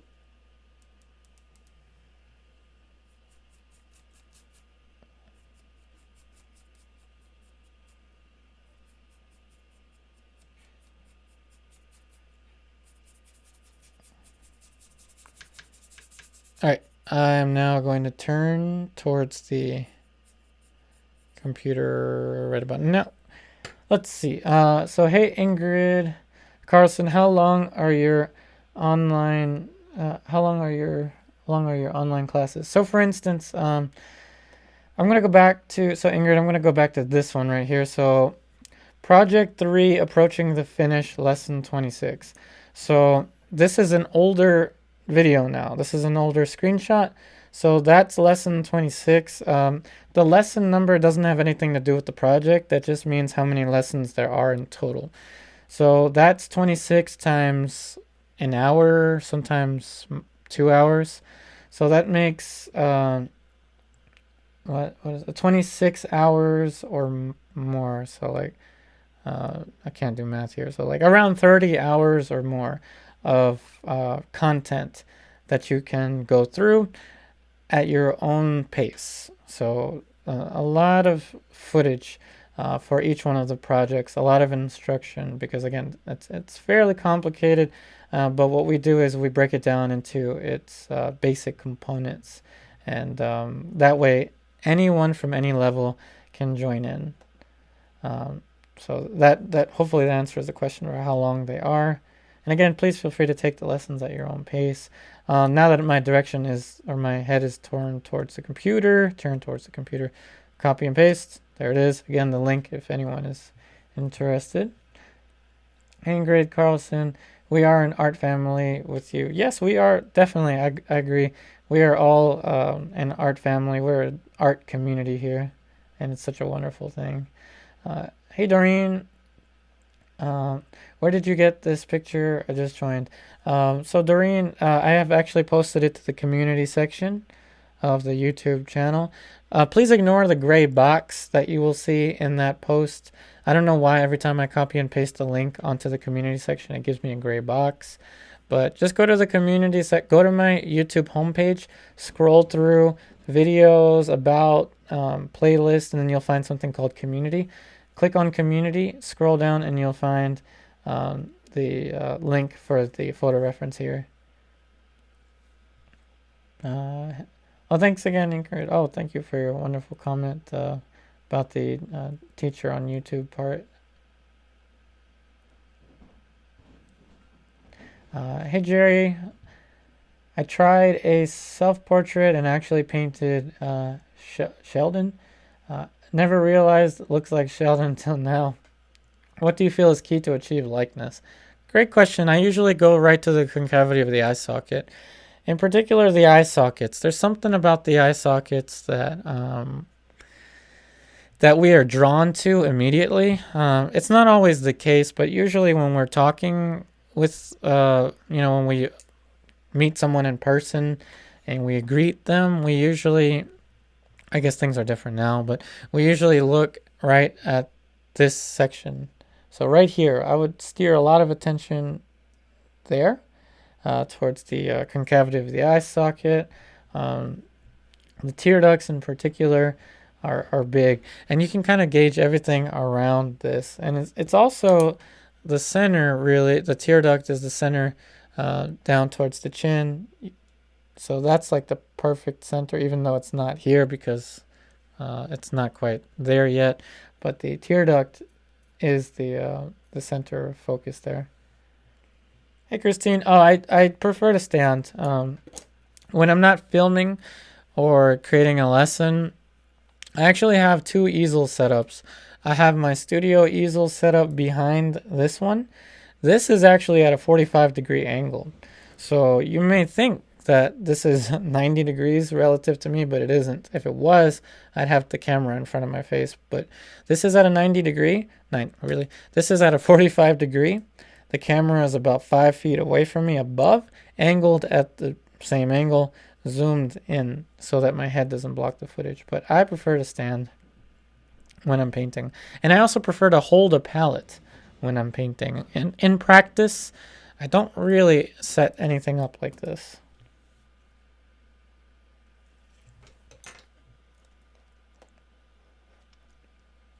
Okay. Now, I think that's all of the questions. And again, everyone watching this as a pre-recorded video, hopefully the fact that you can see the questions in the corner helps you out. I think it's a great addition, at least in my opinion, to the live streams. All right, so attention is going to be drawn towards here. I must confess one thing. When I introduce color, I will bring back the rest of the image here. As long as it is in monochrome, so again, my attention is back towards the painting now. So for the time being, while this is in monochrome, I am not painting the bottom portion here because I know that that will get me in trouble. I'm going to paint that in when there's color. But in practice, if I wasn't filming, then I would have painted all of this together.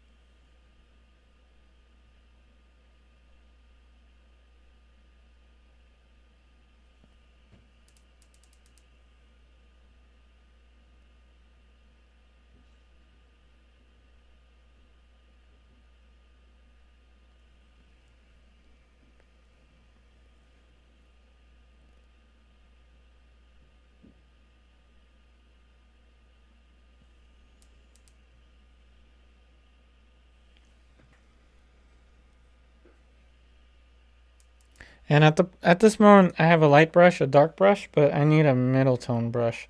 And I get asked this a lot which is good. I do enjoy the questions that I get, art related. I usually will have a light brush, middle tone, dark brush. I do confuse them from time to time, but at least I try to keep them somewhat organized.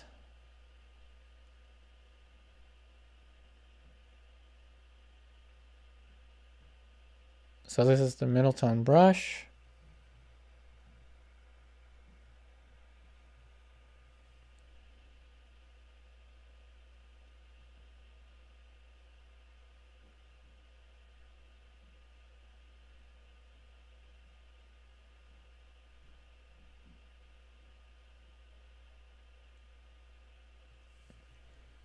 And this is the light brush.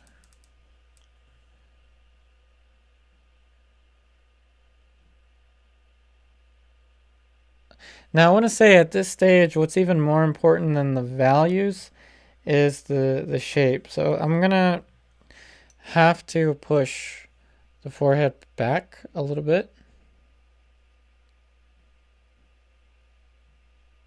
One major disadvantage to working at a 45 is that I don't see what you're seeing. And that is because the painting is at a 45. It's distorted relative to my eyes. So I have to paint it differently than what I'm seeing in the photo reference to match what you're seeing in the photo reference. Not perfectly, obviously, but when you're painting, I recommend to have your easel at a 90 degree. So if you're painting like this and you have your painting surface flat, I would recommend actually trying to get an easel and setting it up vertical.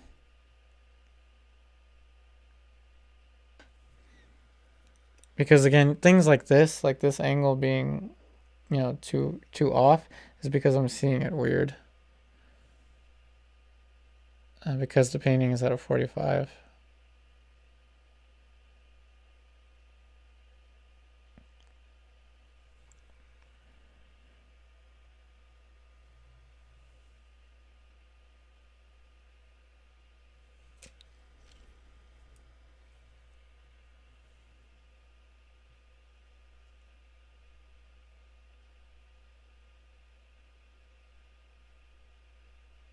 Also, another question I get a lot is, do I do one-on-one lessons? If you're interested in something like one-on-one lessons, the live stream tier might be the best option for you. The $20 a month tier, that's pretty much as close to one-on-one, that I have at the moment, because with the live stream tier, we have at most 4 people there writing or commenting, versus with the public streams we have a lot. So it's more personalized.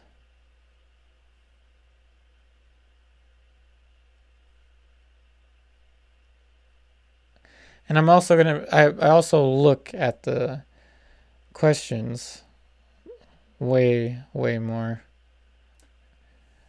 because I'm painting at a much slower pace. This is fast. This is fast paced.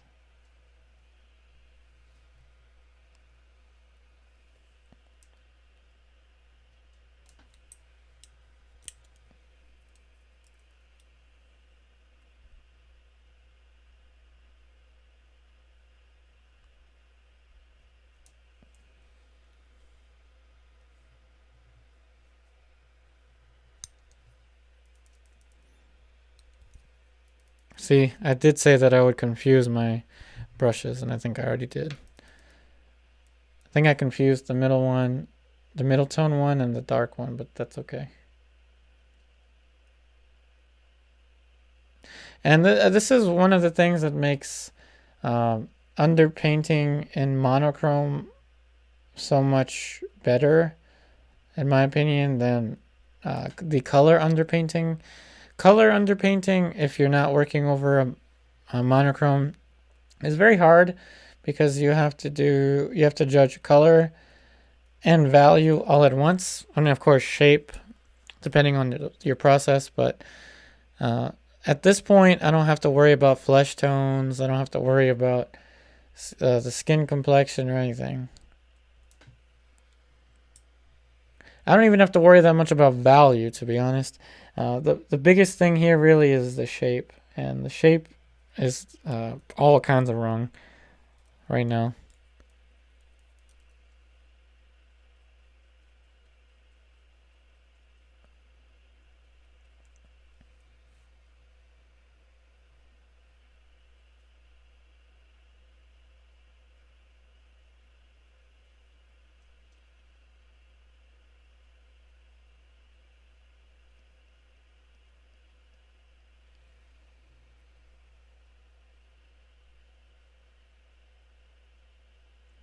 Like I said, the hard part is in not adding too much, but rather using the information that you have and making it more and more exacting. And also, give yourself the comfort of also knowing that you're going to work on this another day, more than one other day, really. That can actually alleviate a lot of the stress involved in portrait painting.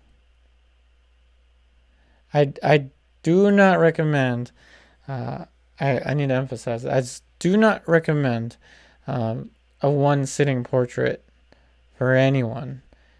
I think there's even a quote, a John Singer Sargent quote about that, though I can't recall exactly the wording, but I do know there's a quote out there. You know, if you think about Sargent, like, he made his paintings look like they were done like all at once, like alla prima. They weren't. They were planned. They were layered strategically. Yes, he did scrape a lot, but it was to add an effect.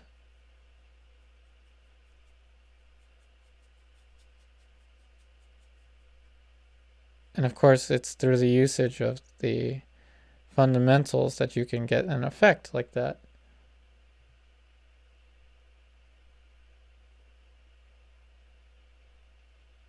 You know, John Singer Sargent did the same things, same kind of things that, say, Bouguereau did in terms of his usage of light and shadow, his usage of form modeling, his usage of anatomy. John Singer Sargent did the same kind of things, but he stylized it differently. And of course, he did layer the paint differently, obviously, but the fundamentals were the same between the two.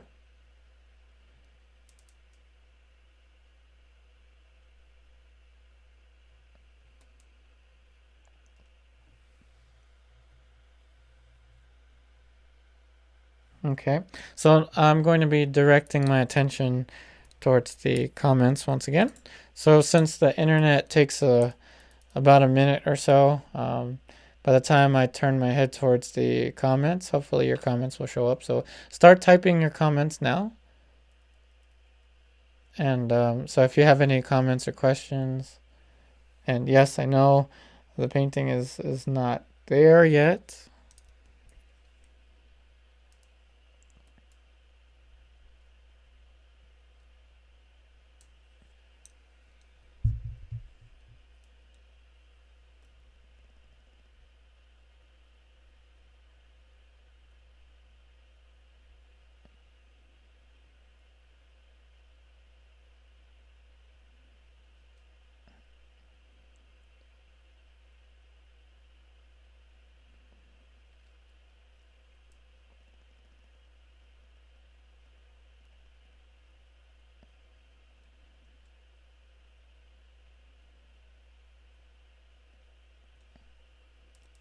So again, any questions that you would like me to address?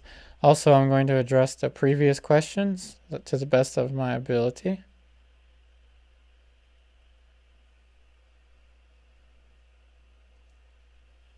All right, I'm going to turn my head over now.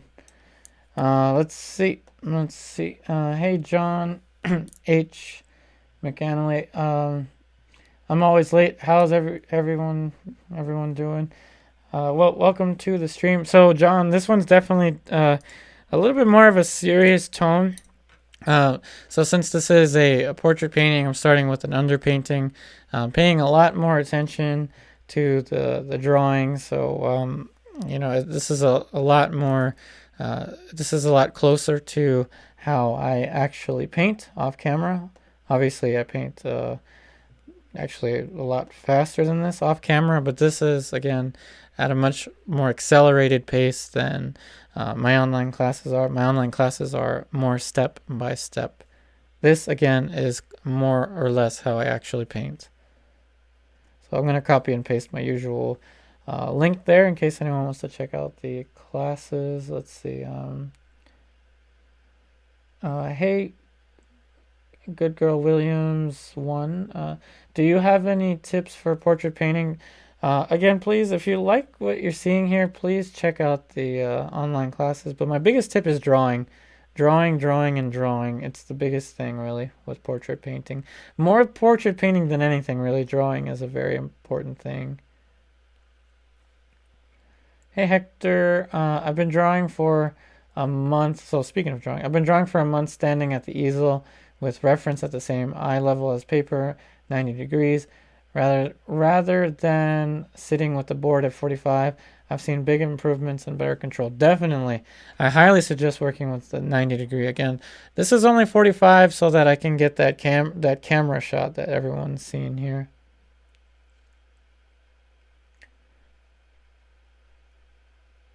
Let me see. Okay, so Eduardo Orzoco, what's up? Hi, Pari again from Guatemala. Do you listen to some music when you're painting? Actually, yeah, when I'm painting off camera, of course, not when I'm painting on camera, because, that wouldn't work. But in any case, yeah, I do listen to music. I actually like 90s hip hop music. That's like my favorite. I know you wouldn't, one wouldn't guess that that's my favorite kind of music, but it is. Hey, Black Panther, getting a likeness is the hardest thing in art. Oh yeah, likeness is difficult. I don't think likeness is gonna be achieved yet, at least here. This is getting us somewhere, but likeness is definitely, likeness is the confirmation of an accurate drawing, and building an accurate drawing is something that takes time, and therefore the likeness is something that takes time and patience, a lot of patience, and that's what makes it kind of a difficult thing.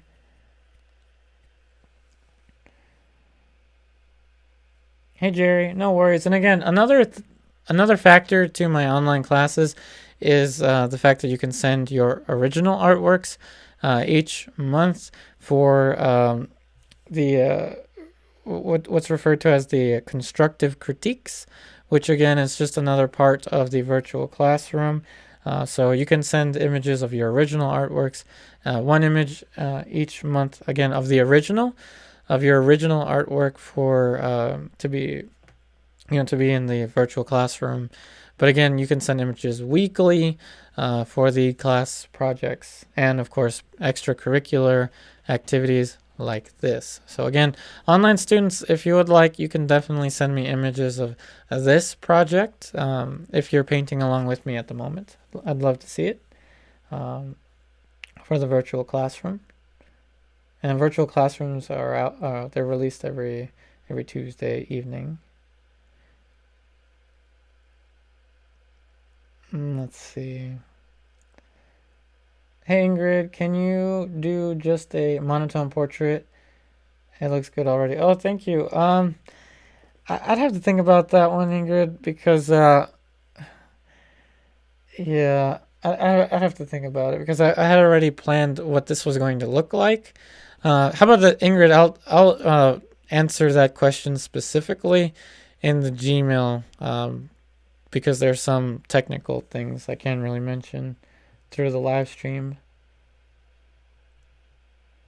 Hey Doreen, it's so challenging getting the turn of the head correct. Her right eye placement throws me. I definitely understand. That's why I always say to constantly relate the shapes. And again, this is out of 45. So right now, this is 90 for me. This is how I'd usually be working. When I compare this to the photo reference, then it's so much easier. This is hard for me because it's at an angle, but I'm doing this for the sake of the camera angle. So what helps me actually is to look at the monitor, because sometimes I have to look at the monitor and gauge my angles. In particular, a 90-degree setup really helps you with angles. Hey, Astro Beta Cyrus. Actually, we just communicated on Patreon. What's up?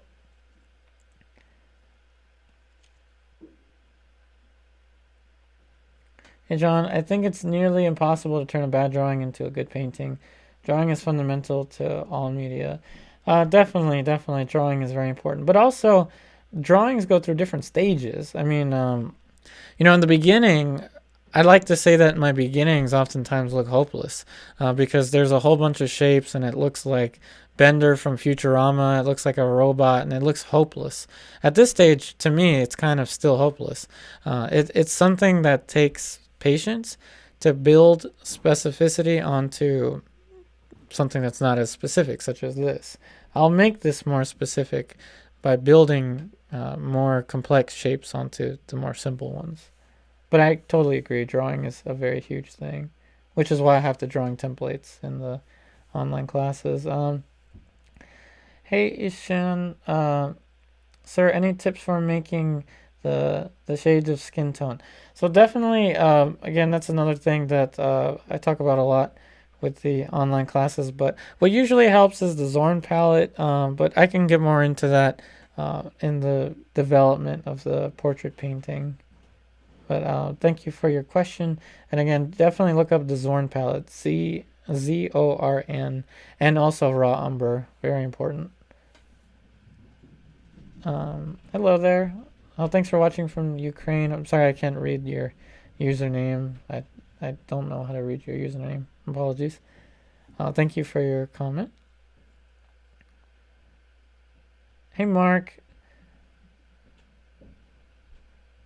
Oh, I'm glad that you're learning here. And again, I'm gonna copy and paste. So, if anyone really likes what they're seeing with the content on my YouTube channel, and you want to pursue a more educational route with me, please check out the online classes. Hey, Philip, Narvit, hello. Okay, I think I'm caught up now with the comments. So I am now going to steer my direction back towards the painting. And again, honestly, I think that I'm getting this angle off because I keep trying to paint it as if it was 90.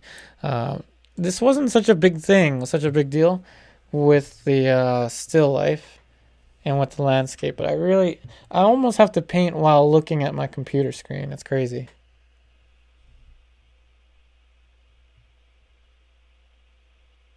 In fact, that's what I'm doing right now. I have to paint and look at my computer screen.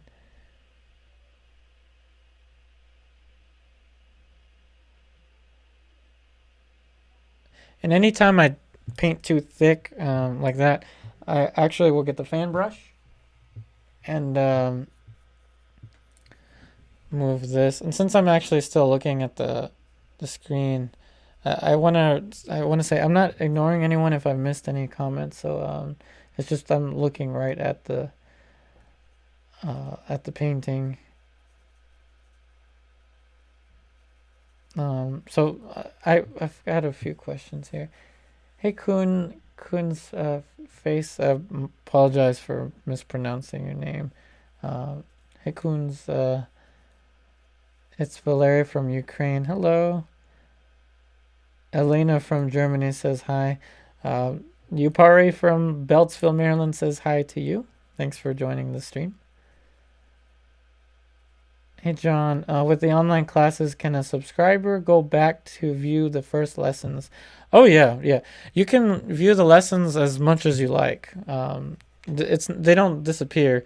They're organized in the playlists for you, so you can go through them at your own pace, and you can rewatch the videos as many times as you like.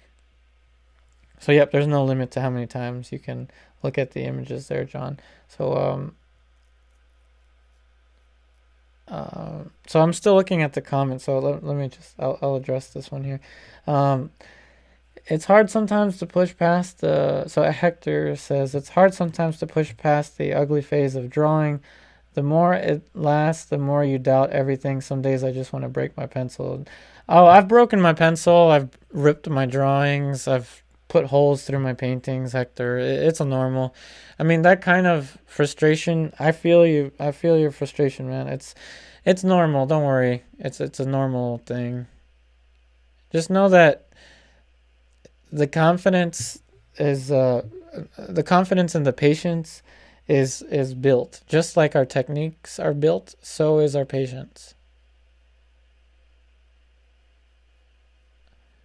So don't worry, Hector. You're not alone in that. I think we can all relate to that. So for instance, look at all the changes that I have to make now.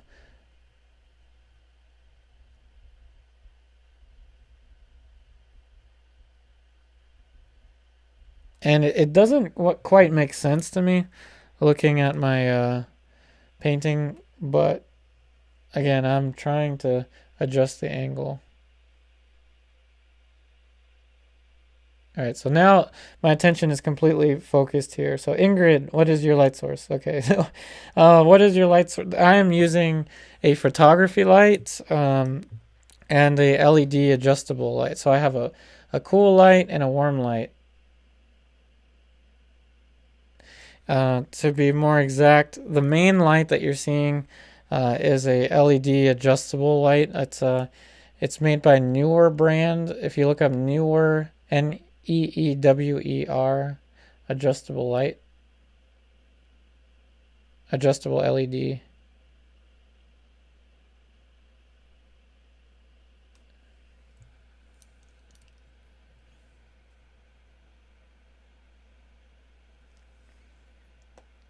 All right, so let's see. Are you gonna do more master copies eventually? But at the moment, I want to do at least with this one. I want to get at least one solid painting on the YouTube channel after so long.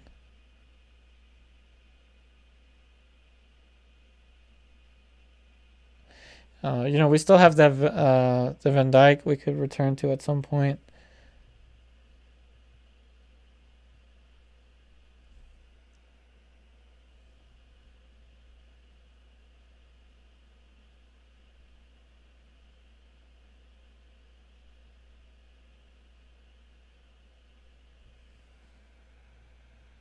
So the angle's getting closer, still not quite there, but it's getting closer.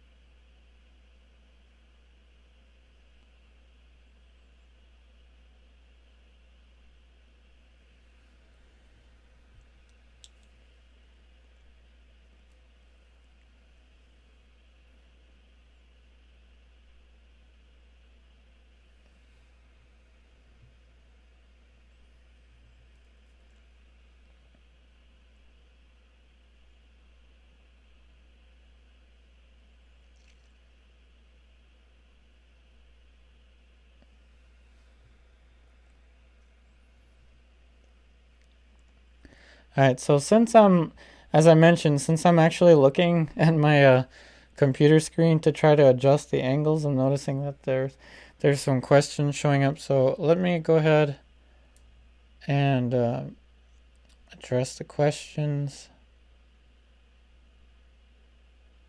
So that's an open invitation. So again, more questions, feel free to type them now. In a minute from now, I'm going to start to answer questions. So I'm going to give you time to type or just to say hello.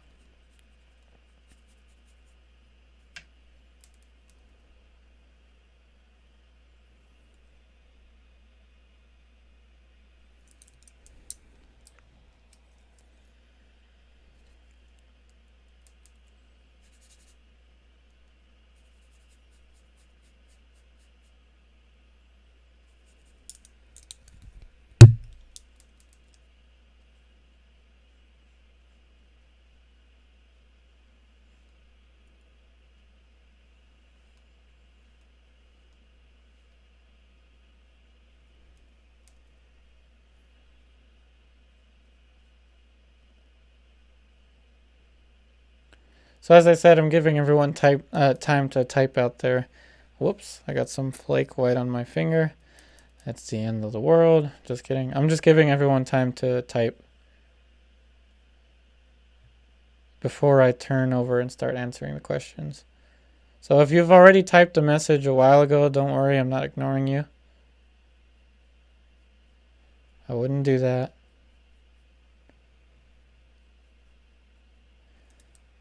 Just adjusting the shoulder right now.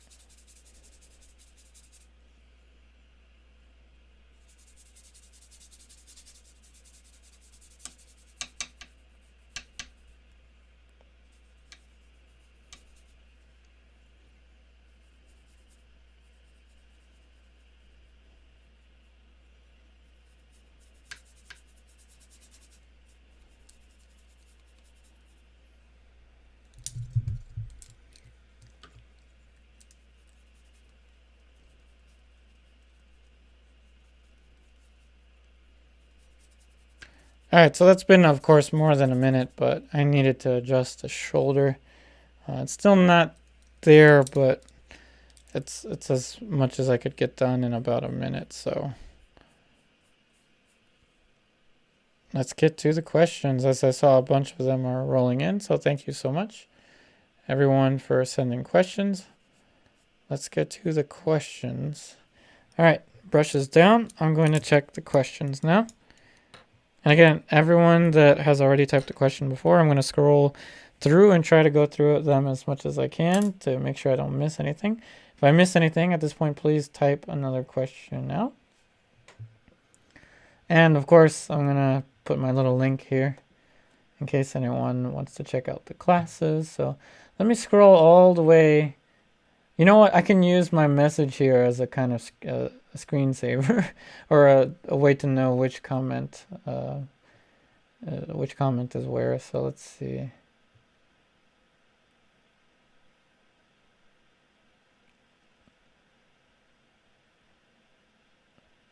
Hey Astro Beta Cyrus, I just started to paint the rooster yesterday, very happily, and about having the lesson on YouTube. Can't thank you enough. Oh, thank you.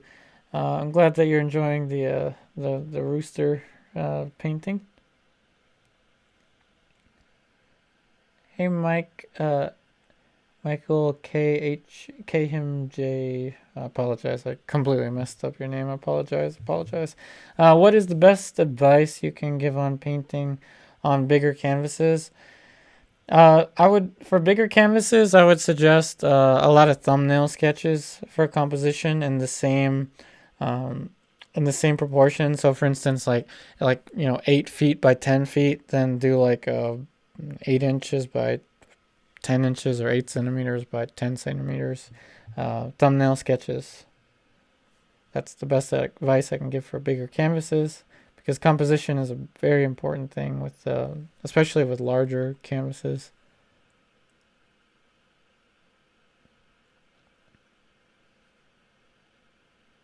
Let's see. Hey, John. In college, I focused more in digital design and sculpture. I'm looking forward to signing up to your painting classes. I'm decent at painting landscapes and still lifes, but not portraits. Well, that means you're coming in with pretty good knowledge in paint handling. So, like I'm saying, I mean, the online classes are built for anyone at any level to join. I hope you will enjoy the online classes. Hey Hector, are you still thinking about a Twitch charcoal channel? Yep, I definitely am. I just at this point I haven't had much time to get to it, but I do want to start a Twitch charcoal one. Let's see. Hey Matthew Connors. Hello, I love this. I literally just joined. I love it. What art brands do you recommend? Oh, thank you. Matthew Connors, what art brands do I recommend? So I recommend, let me organize it for artist brand and professional brand. For artist brand, I recommend Gamblin and Winsor Newton. This one in particular, this is artist brand. This is professional brand. So right now what I'm using is Williamsburg. I would label this as professional brand. Williamsburg Flake White, and Winsor Newton Raw Umber. The difference is the professional brands like Williamsburg and Old Holland have a very, very thick paint, very thick pigmentation. So that being said, I recommend these brands right here that I'm about to hold up. I recommend Old Holland. I recommend Winsor Newton and or Gamblin. And I recommend Williamsburg. And I'm recommending you brands that I have experience with myself, along with Rublev here. But the problem with Rublev is it doesn't have stabilizers. So there is a possibility of pigment and oil separation in the tube, which is not a problem. You just take it all out of the tube and remix it. Take all the paint out and add more oil and then retube it. But I only have Umber for Rublev, and that's to prepare the surface and sometimes for this stage. Hey Mark, let's see. I just starting to set up a studio in my home. Could you do a lesson on the studio setup? That's a very good question. I want to say, I think that the intro video to my YouTube channel, which I should really change, but the video that I made that's on the home page of my YouTube channel, I think is one of the only ones where you can actually see the whole studio. It looks way different now, but that might actually be able to help you on the studio setup. My studio setup is very congested right now because it's split between studio painting and my lessons and my virtual painting sessions, which is what we're doing right now. The best thing I could recommend is a fan just for air circulation. And then the rest is, of course, the materials and the easels. Hey, Astro Beta Cyrus, portraits are quite intimidating for me. I think I'll be ecstatic once I learn how to paint one. Well, Astro Beta Cyrus, since of course you're with us from the online classes, you can go ahead and give this one a try. Online students, message me if you want me to create a drawing template for this. I can create a custom drawing template for you if you're really interested in this one. But I will be making the drawing templates for Project 4 that I just started. So Astro Beta Cyrus, definitely utilize those drawing templates. It's really the best tool that you can have. Should I say drawing is the best tool to have for portrait painting. Hey Artista, why do you like to use water and acrylic brushes? So watercolor and acrylic brushes. I like the softer brushes in particular, as opposed to, it depends on your style of painting really. I don't really like to cake on a lot of paint all at once, which is what you would use a bristle for. So rather, since I add small amounts of paint at once and draw with it, I prefer to use particular acrylic brushes just because they're softer, and let's just face it, they're also cheaper, at least from my experience. Hey, Alizarin, have you tried Michael Harding? Question mark. If so, how do you like it? I want to buy the genuine Vermilion from that brand, actually. Once I get that brand, I will let you know. I really want to try the Michael Harding brand, especially for their lead tin yellow and their genuine Vermilion. Hey, Matthew Connors. Let's see. I just wrote down Winsor, Newton, and Williamsburg. And I never really paint. I only draw and sketch. I'm moving a step up. Thanks. Oh, awesome. I'm glad that the advice helps you out there. Okay, so what I'm going to do now that I think, at least, I hope I'm caught up with the, let me scroll through here. Yep, I should be caught up with the messages. Let's see. Hey, Song Fortnite, what is the theme of this discussion? So, okay, so this stream is much more, like, I guess, much more of a serious tone. So the theme is classical painting in, I guess, a virtual painting, classical style, even though I didn't utilize a transfer drawing or anything. But the theme is just a more serious virtual painting session, more educational. Of course, it's not going to be as educational as the online lessons, but it's more educational than the previous ones have been. So now my attention is back here, and then I'll let you know when I turn my attention back towards the comments and the questions.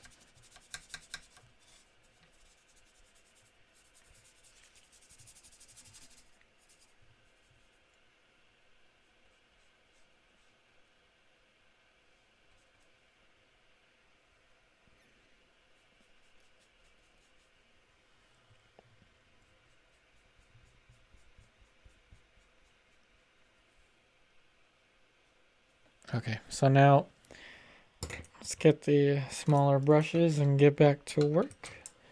So that was a good separation from the painting. So now, again, it's going to be a constant struggle. I'm noticing that this is going to be a constant struggle with this one in particular, the angle.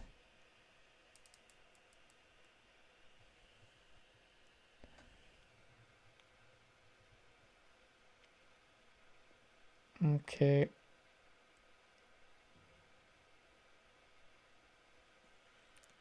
All right, so this is a good example of why it's I usually say that there is a error tolerance with portraiture. So yes, as I mentioned, it's never going to be perfect, but we want to take it to a certain degree that we can live with and know that you can always adjust it.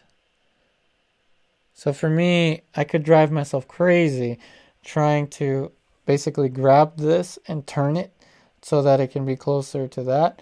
I can either stress out like really hardcore over that angle, or I can work with it and build everything in a more unified way. So I'm gonna go with the latter, try to work with it and build it in a more unified manner.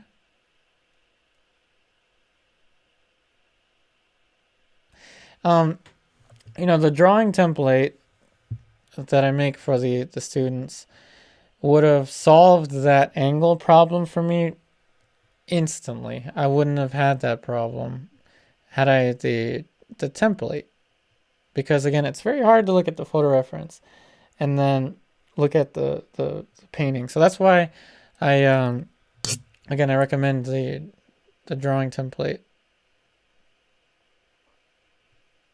And online students, let me know if you want me to make a template for this one. I can go ahead and make the template for you.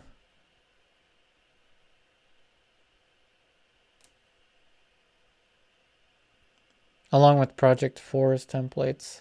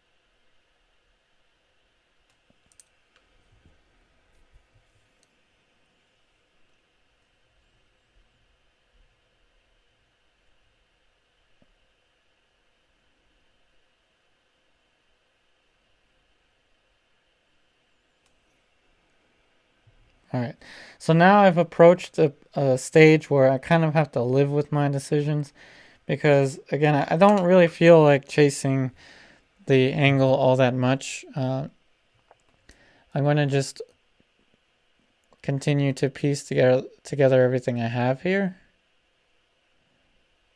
and push it further from there.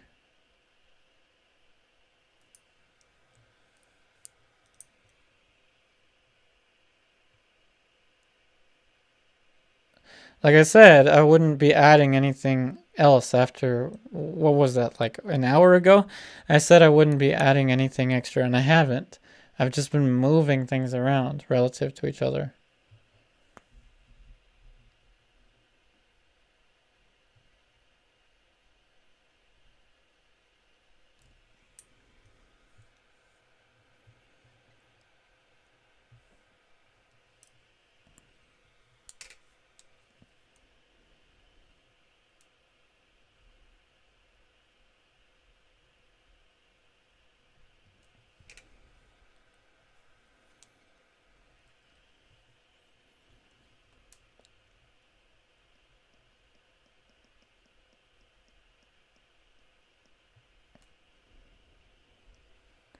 I may also be able to correct more when we get into color.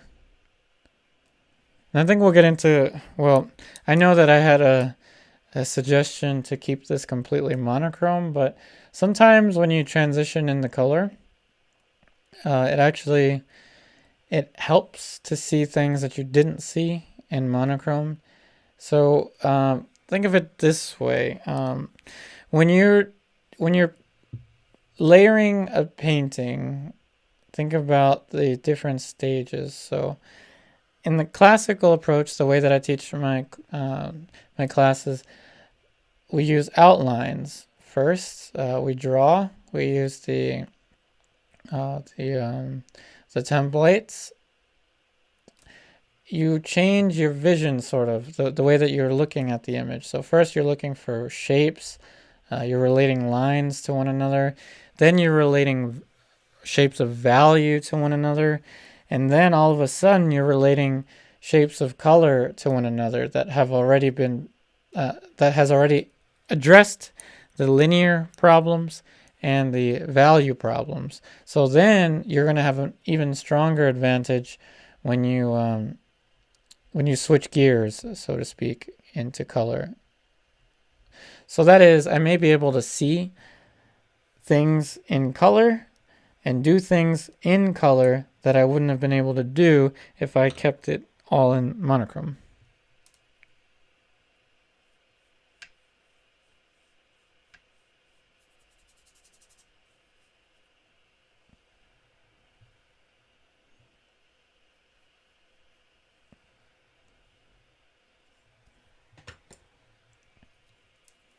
Now, obviously, the there should be a shadow on the back side here that I haven't really been addressing, and it's blocked by the leaf. So that leaf has been distracting me a little bit. There should be a shadow up here.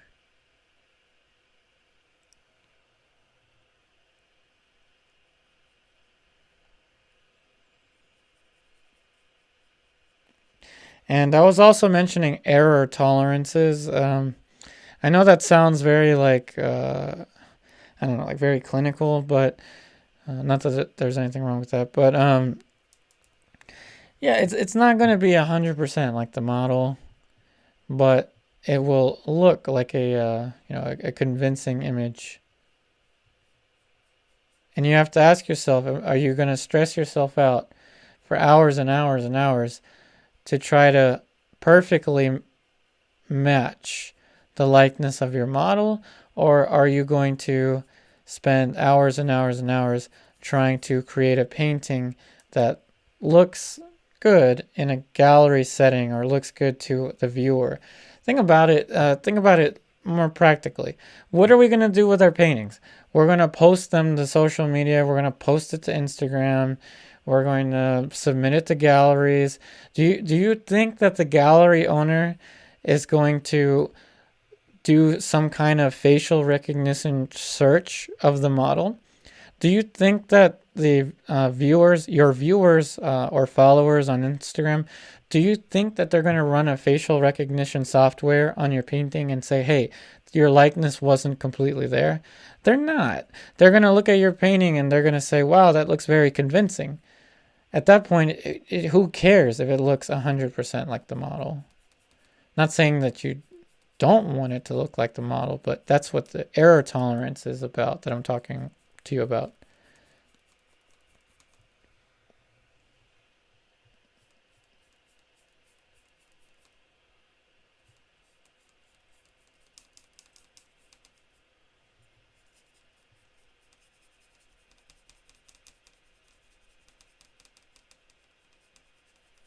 I like this quote that someone once said, that painting is an analogy. It's not so much a literal explanation of nature. That's what science and physics is for. That's what general relativity and quantum mechanics and all of that wonderful stuff is for. This is for the exploration of the combination of human intellect and nature.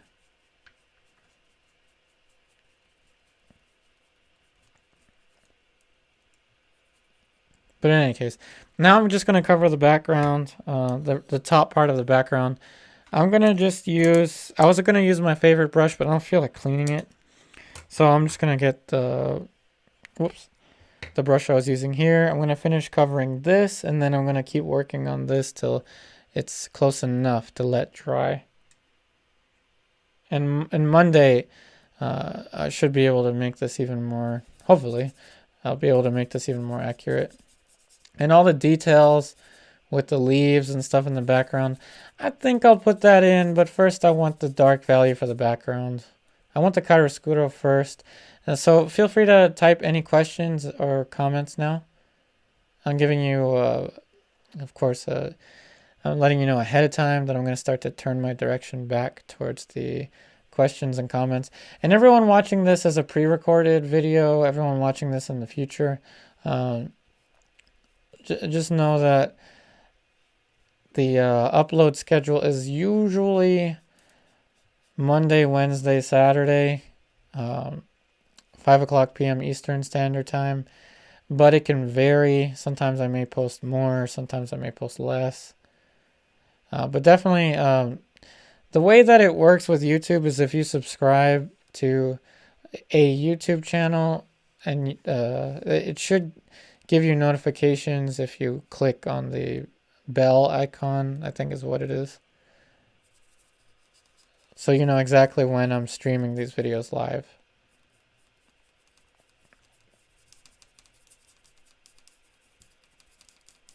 And I'm going to leave some of these brushy marks in the background. And I must say, I really like the aluminum panel. Unfortunately, the only thing I can say is it feels just like the panels that I'm used to, except it's aluminum. And that's probably just because of how I prepared it. Because I'm used to working on this gesso that I work on, and used to working on this tone that I'm working on. I have nothing bad to say about it. It's not overly slick. It's not, you know, to grab like. It's not grabbing the paint as much. It's working perfectly fine.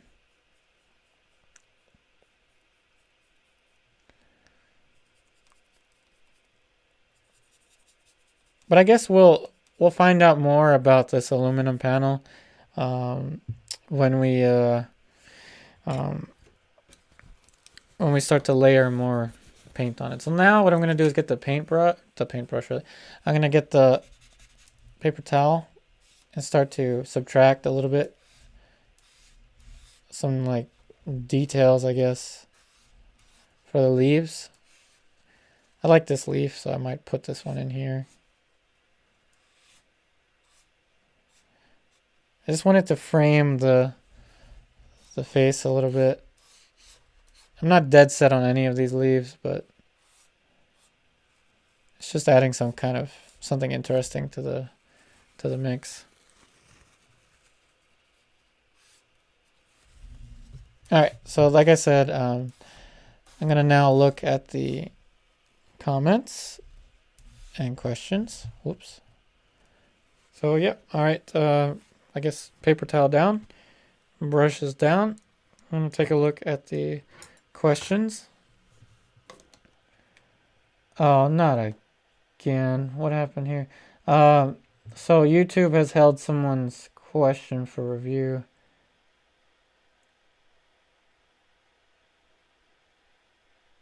What? YouTube is crazy. Why did it? I don't know why YouTube is crazy. YouTube is blocking. So everyone be subscribed to the like button. Subscribe if you're new and like what you... Oh, copy and paste time. In case anyone's interested in the online classes, please check out the link right here. So Jerry, I don't know why YouTube was trying to block your comment. So subscribe if you're new and like what you see. Be sure to ring the bell notifications when he goes live or drops a new video. Exactly. So thank you for writing that, Jerry. I don't know why YouTube... See, YouTube did the same thing the last time, and it demonetized my video. So if it does it again, I'm going to screenshot it and I'm going to call YouTube out again. But that's more motivation to start a Twitch. So hey Frankovich, I've been using Master's Touch paint because I'm cheap, and I also wait for it to go on sale. I've only sold one painting so far. You know, as long as the drawing and the fundamentals are there, honestly you could use whichever materials.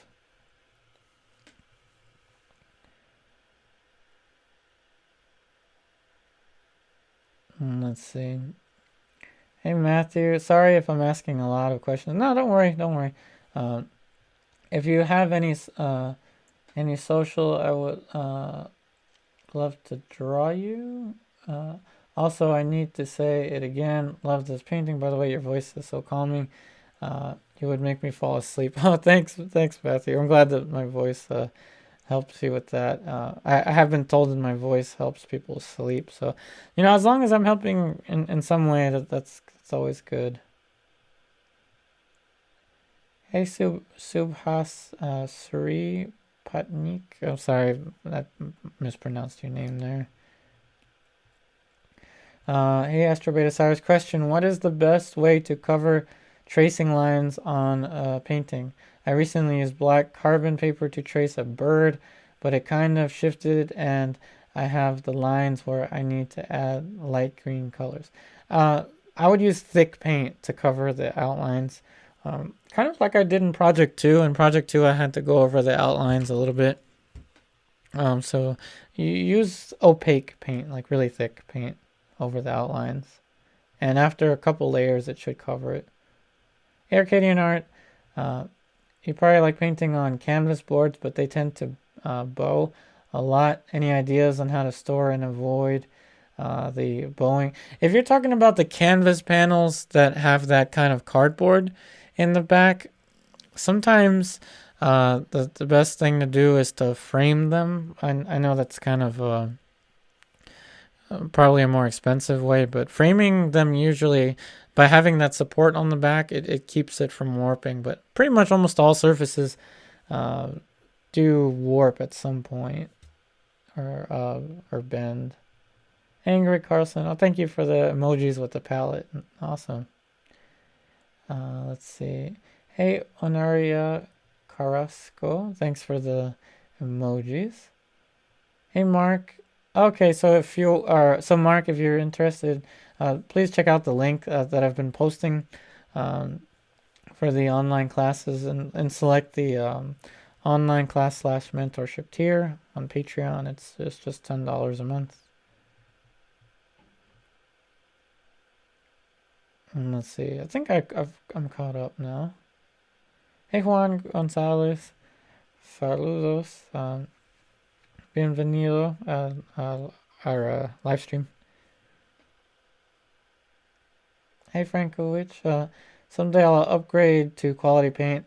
I'm really enjoying painting along with you. Awesome. I'm glad that you're enjoying painting along with me. All right. So now I'm going to turn my direction back towards here. I'll let you know when I go back to the comments. Alrighty, so now I'm gonna look at the hat in particular. I'm gonna outline it so that I know exactly where the back of the hat is next time.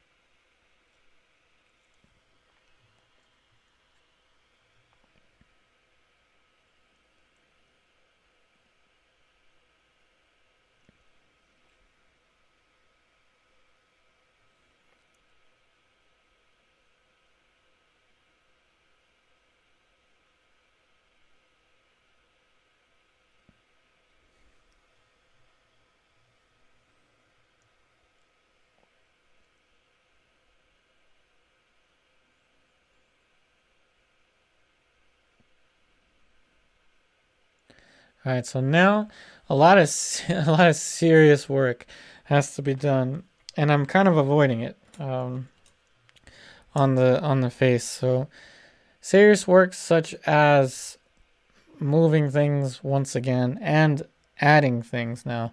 So I'm going to have to add stuff, and I'm going to have to start to gauge the things that I'm adding and adjusting to a higher degree of specificity now.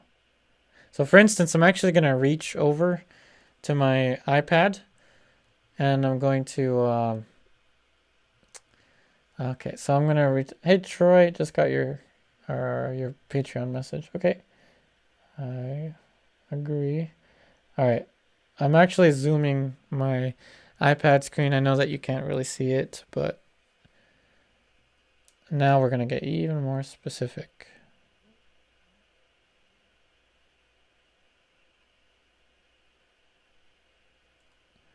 And I don't know if anyone sees that. I don't know why there's a bunch of flying creatures around me. I have like 5 mosquito bites.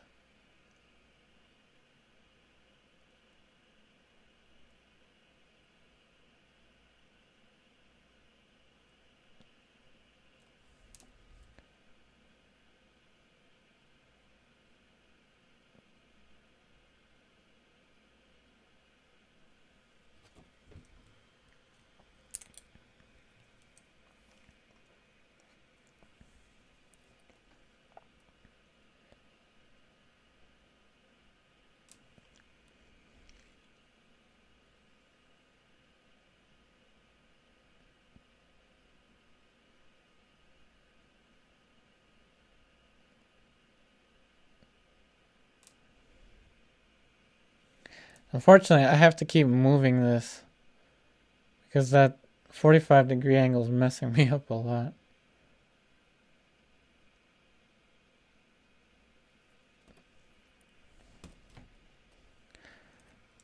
I think there's something under here. Oh, I guess not. I want to say these panels are very thin. Like super, super thin. Thinner than I'm used to.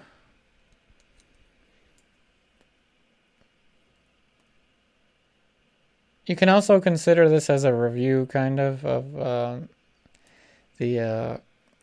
what are they called again? The Aluminacomp panels, aluminum panels. To be honest, I'm not really that impressed with the panel. If anything, the Ampersand Gesso Board Museum series is much better than this. I don't really like the cut. You see this? Like, I don't really like the cut. It's really rigid. It seems kind of cheap, like the cut on the side of the panel.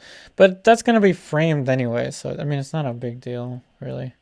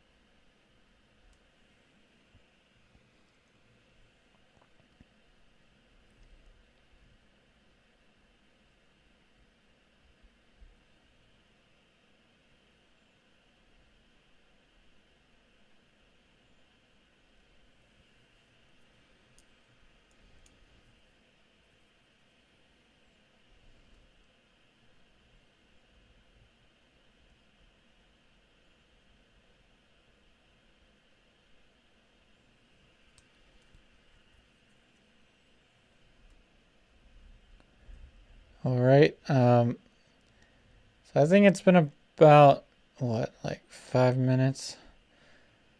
Maybe less. I don't know. I can't gauge the time that well right now. I'm going to turn over in about a minute or so. Back to the comments.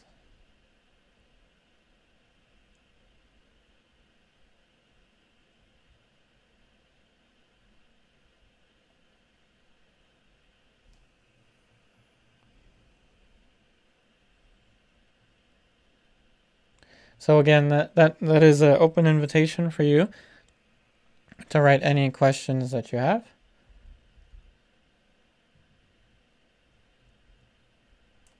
I am a little concerned with the, I would say the width of the tear duct. I might have too little of the tear duct showing. Yeah, I do. So I'm going to have to move the eye a little to the right.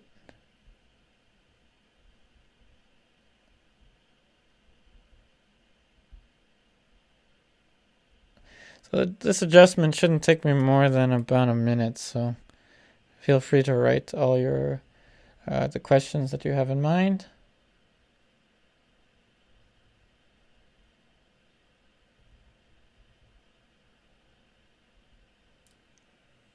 As I move the eye to the right a little bit.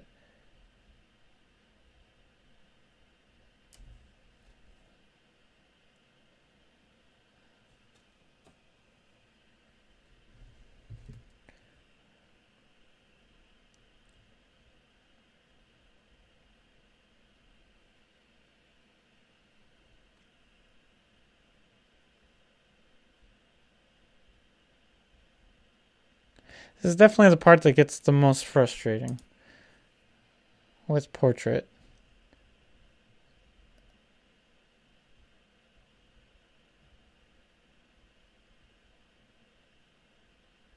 And that's why I said that this approach that I'm using is, I wouldn't recommend this approach for any beginners.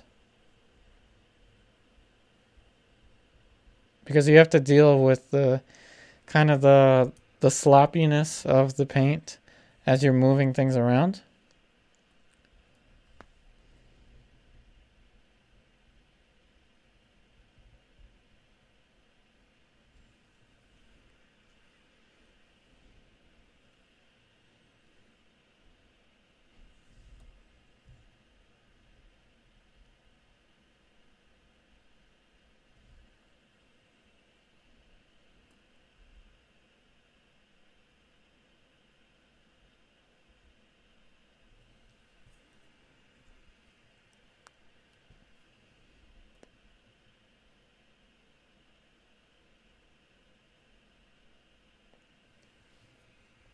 Alright, it's not perfect, but I did move the aisle a little bit. Alright, let me turn over to the comments now.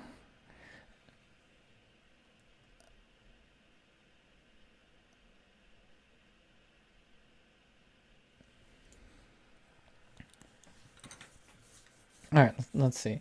And of course, I'm going to use this as kind of like I'm going to use this as like a check mark. And of course, please feel free to check out the link for the online classes if you are interested. So let me scroll all the way up back to my previous. Okay, so I should be able to answer all these questions very easily. Let's see.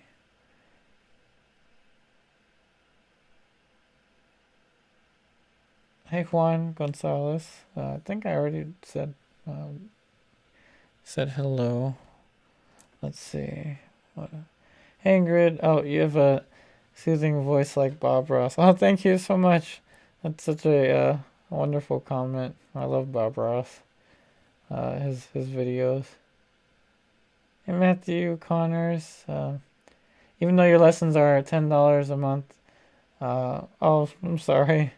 Again, feel free to email me also if you'd like a sample lesson. I'm gonna type my Gmail.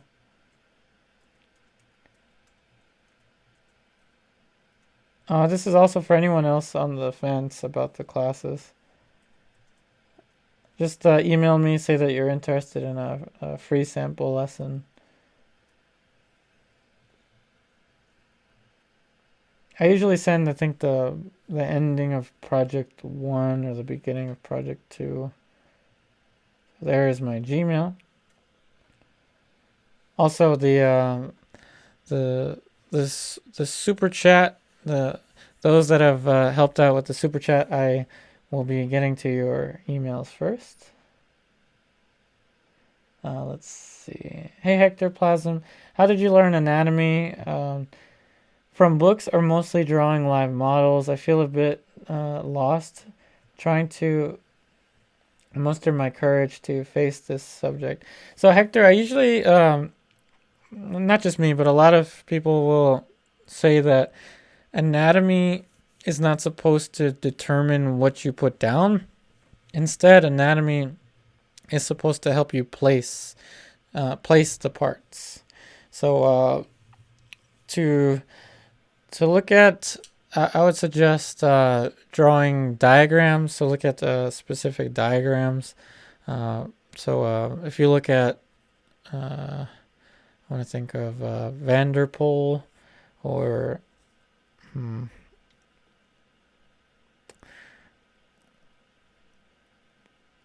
I don't know actually. If you look at John DeMartin, I would say John DeMartin. I'm gonna write his name.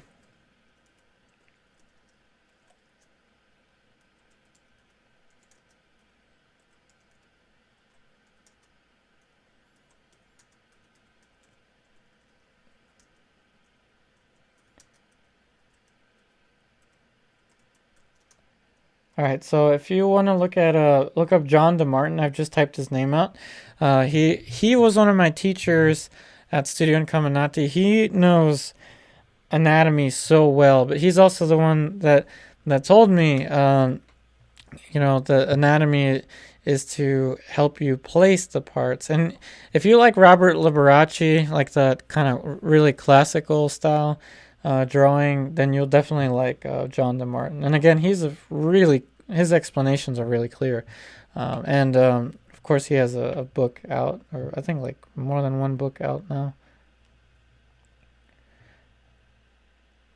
Hey Hector, I always get mosquitoes buzzing around too when I turn on my easel lights. Oh no. Yeah, I don't know why. There's like a increase in mosquitoes lately. Oh, thanks, Kathy.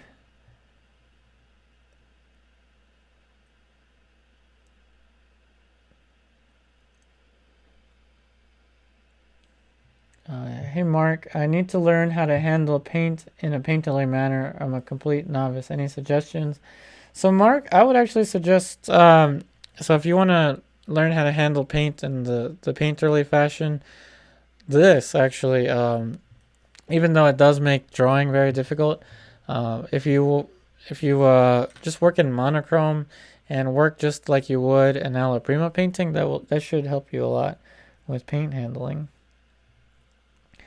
Let's see. Hey B, I love your work. Thank you. You're an awesome artist. Thank you. Well, thank you for your wonderful comment. Hey Wilfred. No, my family is from Peru, but I was born and raised in the Beltsville, Greenbelt, Prince George's County area here in Maryland. Hey Frankovich, I like the eye now combined with the shape of her lips makes for more drama. Oh, awesome. Yeah, I've been moving these things around. Hey Matthew Connors, goodbye. I'm going to watch some other live streams with my friend. We are trying to pull an all-nighter at least for her till 11 p.m. Awesome. Well, thanks for joining the live stream. I hope you will enjoy the other creators' live streams as well. Hey, Barha Watch joined late. We'll watch it from beginning tomorrow. Oh, well, thanks for tuning in.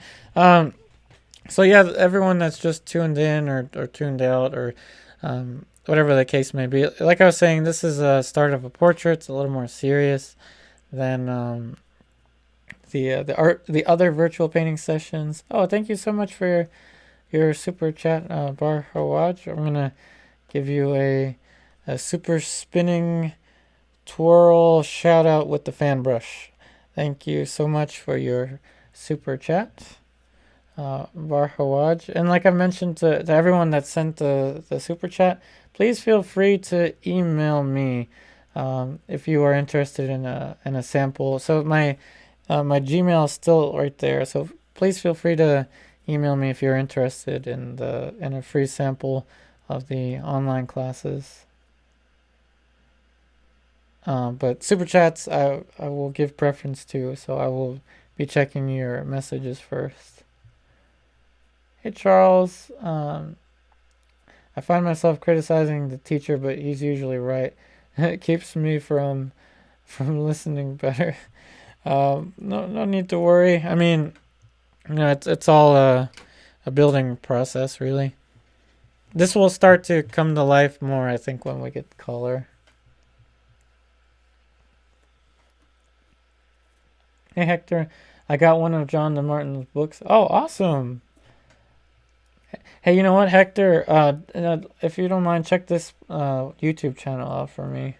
I'm gonna type it out for you.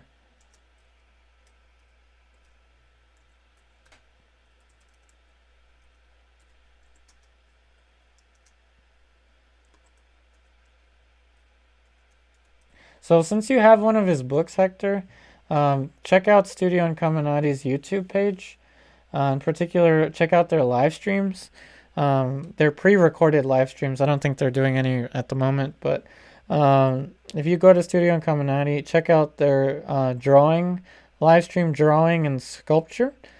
because Jonathan Martin is actually one of the narrators of that particular video, and this is for everyone else as well.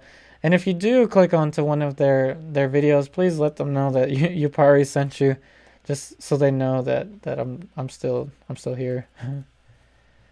And yeah, I was actually there too in the audience when they filmed that. Hey White Fox, goodbye. I'm gonna tune out right now to make dinner. Thank you for this painting session. I'll watch the rest of it tomorrow. Well, thank you for tuning in, White Fox. And again, I'll be continuing this painting on Monday. This should be dry enough to work on Monday. So let's see. I think I'm caught up with all of the questions. Hey Hector. Oh, you're already subscribed to them. Awesome. Well, you're ahead of me there. All right, so I'm gonna work on the drawing a little bit more, but I think we're approaching a close. So now I'm gonna keep an eye on the messages. So just feel free to send any messages now. And I apologize I didn't have any crowd questions or anything like that, just because this was so difficult. Yeah, I do think they're such a good channel as well, Hector. Hey Mark, I can't afford to go to an atelier, so I purchased the Charles Barg book, and now with your help I'll be on my way. Awesome. Anything else I can suggest? Other than the Barg, I would suggest to do a lot of still life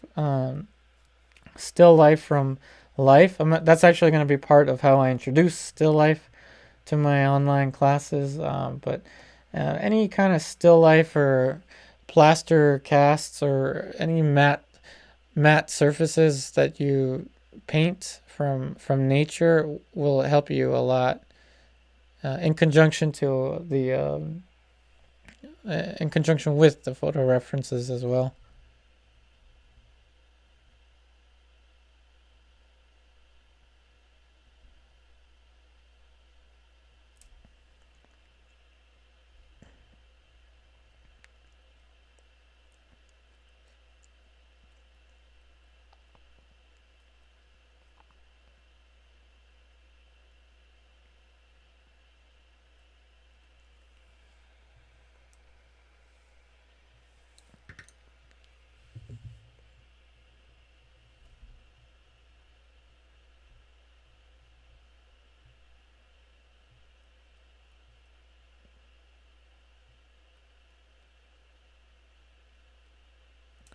And one thing, for some reason, I haven't mentioned as much as I should, is that when you're layering a painting in the beginning stages, definitely lean towards the softer edges.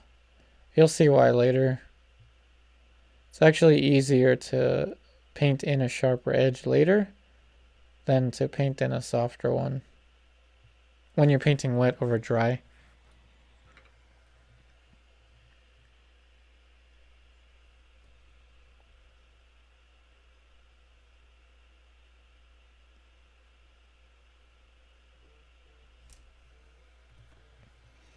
Does anyone hear that as well? The dreaded phone calls while you're trying to work. Apologize for that.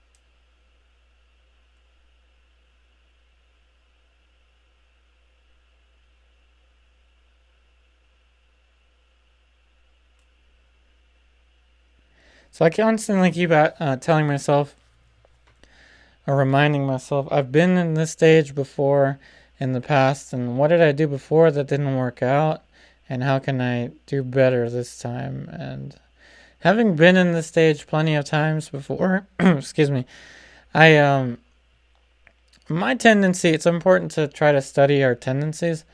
My tendency tends to be to try to perfect things too much in the underpainting. And then I end up losing specific or specificity and edge quality. So I would recommend to really be alert with the edges. So right now I'm actually going around and softening a lot of edges. And it's going to be fun to paint in this reflected light eventually.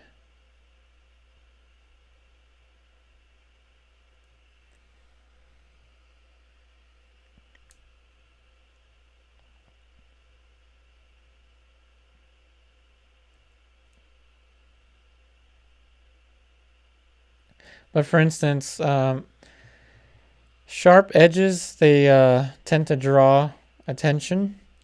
Soft edges tend to push attention away. If you have too many soft edges, it loses focus.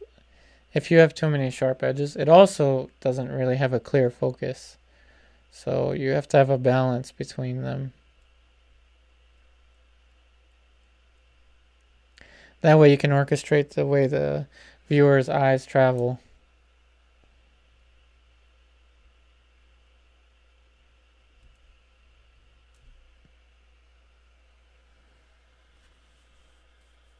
These darn mosquito bites. And speaking of edges, I wouldn't want to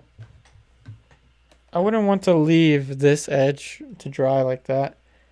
Nor would I want to leave this edge. I think what I'm going to do is just soften this.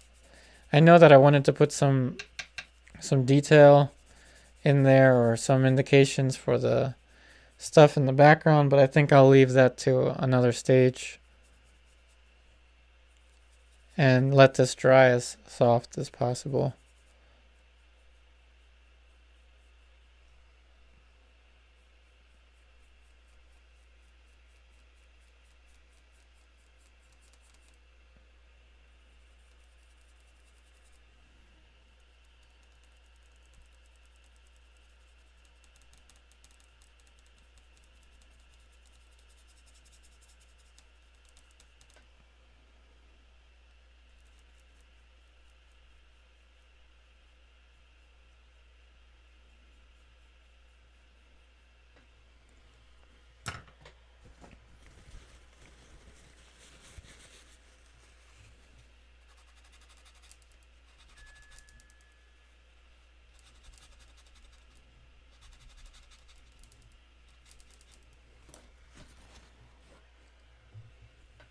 Oh. Alright, so I'm going to turn my direction towards the comments. So at this point, please feel free to type any questions.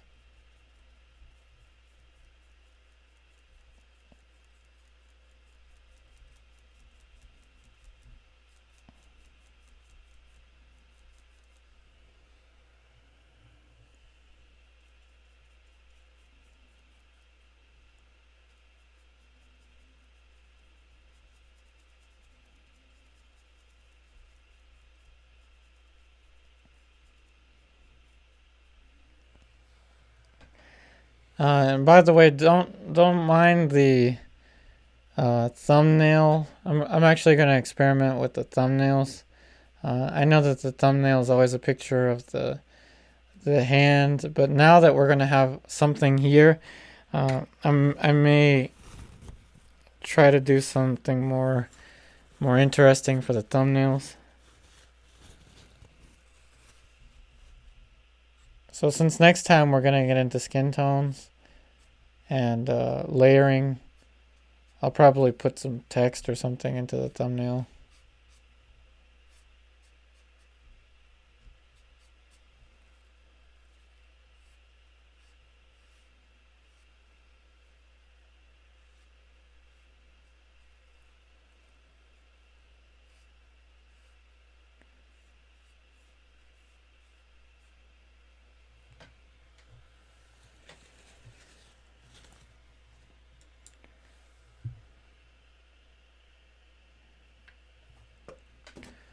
Of course, got to cover the bottom.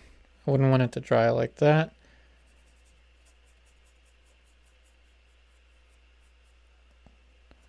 So please type any questions or comments that you have.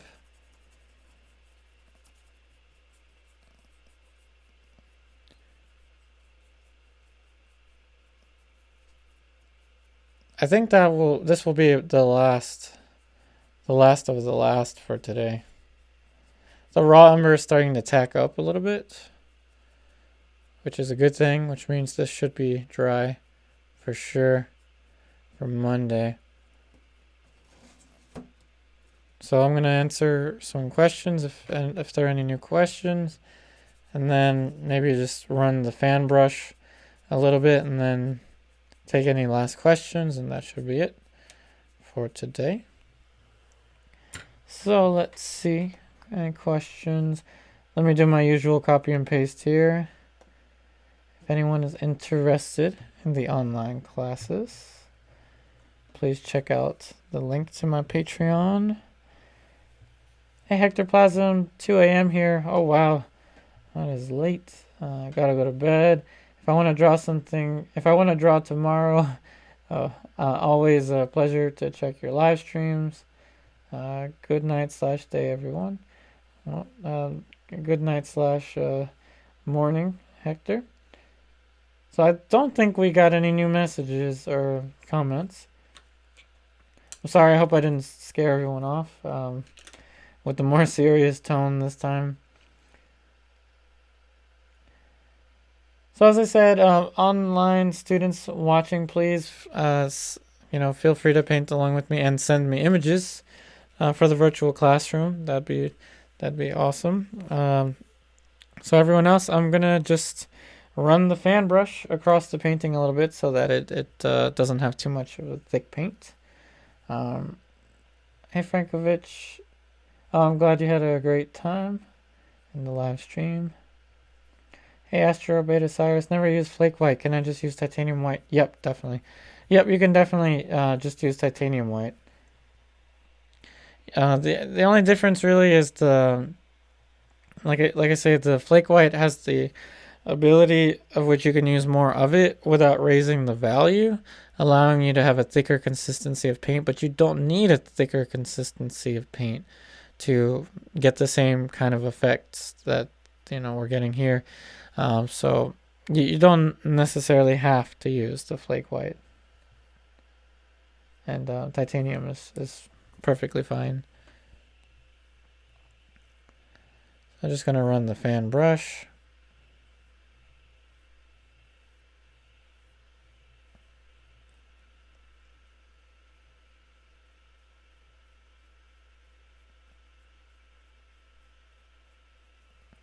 Another nice thing about raw umber, as I always mention, is that it lends itself pretty well to the first layer or first few layers of a painting because it dries relatively fast.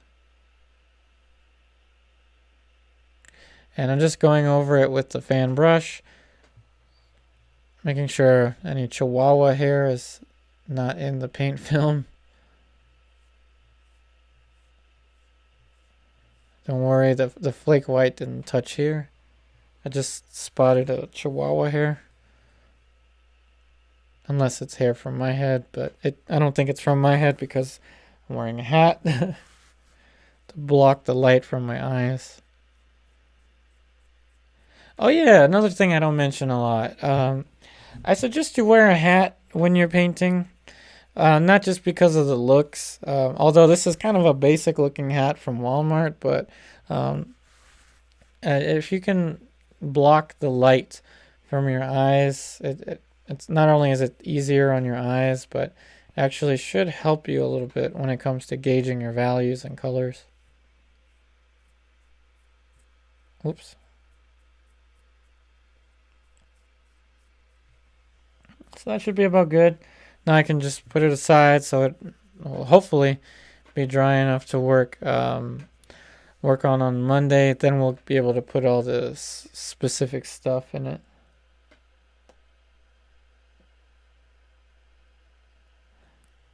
Maybe I should blur one more. It says blur.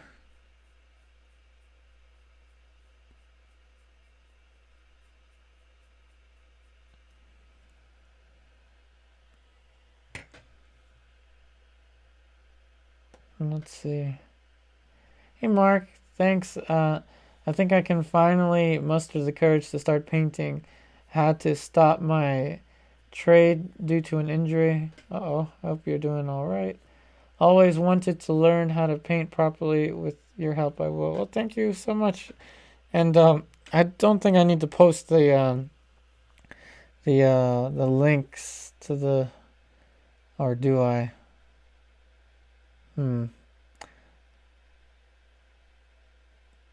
Let me see.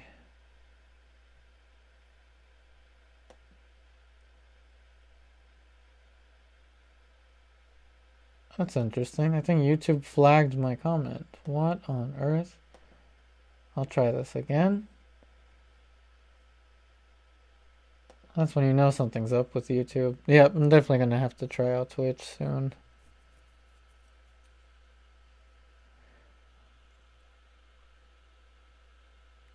Alrighty. Well, I'm just going to hang out a little bit longer, see if anyone has any questions. And of course, I'll just be cleaning the brushes while I'm waiting for any questions. It appears that the comments have frozen on my screen, but they should be working on your YouTube page. And thanks to everyone that has left a like, everyone that's enjoyed this stream. Thank you so much for joining. And please feel free to ask any last questions now. My eyes are going to be completely focused on the questions.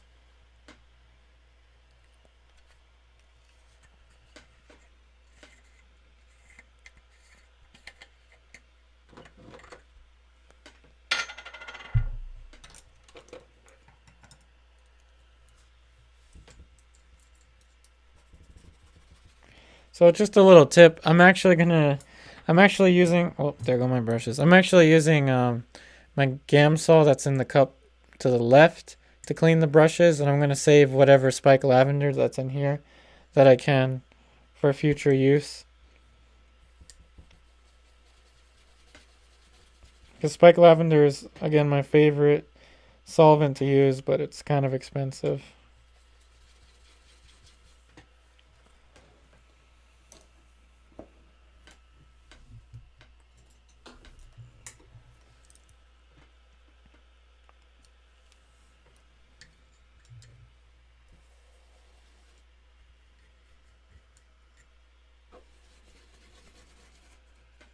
Angela.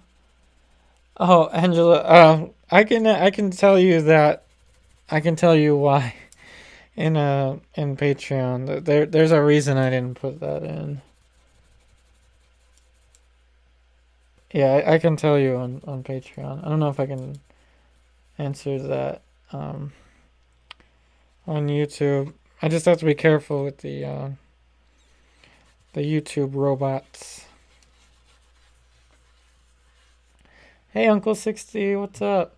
You ever tried brush dip and not clean brushes? I don't know. You mean dipping the brush in the solvent? I mean, that's actually what I'm doing.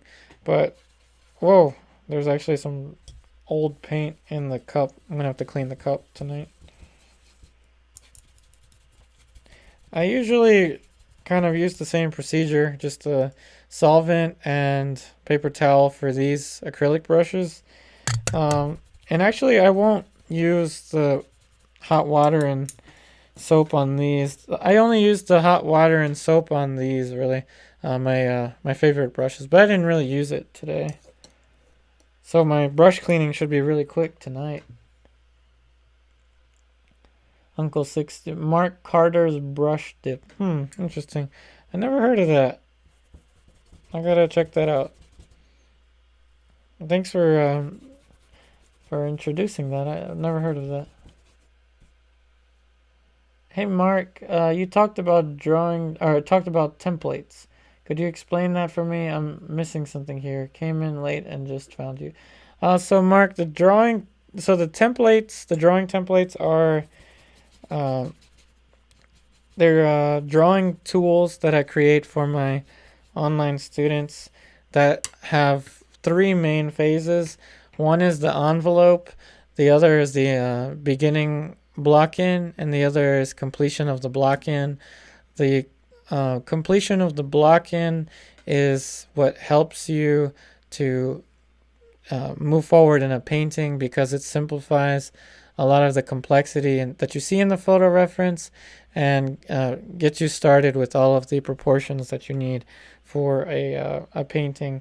And the templates are, again, they're, you know, a procedural breakdown. Like I said, starts off with envelope, beginning block-in, finishing block-in for students to use as their photo references in the beginning of their project. Students can also download the drawing templates and print them out. They're formatted to an 8x10.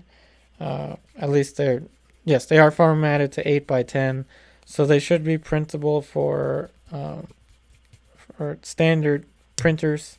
But you can also size the print up as well. But you could also just use it on your iPad screen, as I have for my photo reference. So it's a template that helps with the drawing. Hey, Uncle 60s, saffron oil and 2% clove oil brush tip. Interesting. So those are both really slow dryers. So that prevents the paint from drying at all. I've never heard of that combo. Awesome. Thanks for pointing that out. Hey, Mark. So is it much like site size? You can turn it into site size, actually. I used site size for the beginning of project 2 for the online classes. So I did introduce site size. It depends. Site size is when you're drawing the same exact size. So you can print out one of the drawing templates and put it side by side with your drawing and draw that way. That's actually, I did that for the beginning of project 2 for my online classes. But you can also do it comparatively, using comparative measurement by just having your drawing templates off to the side and scaling up or scaling down. No, Mark, I'm gonna post the link once again. So for it's available for my online students. I don't know what YouTube is flagging my comments. That's when you know something is up. YouTube keeps flagging my comments. I don't know what's going on with YouTube. I'm going to just have to manually type it out because it's not letting me. Hopefully this works. So just check out patreon.com/YouPartyArtist. That's where you'll find the templates for each lesson.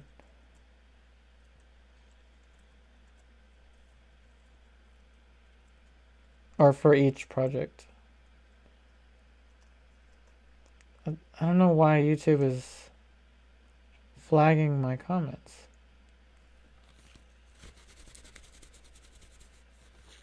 There you go.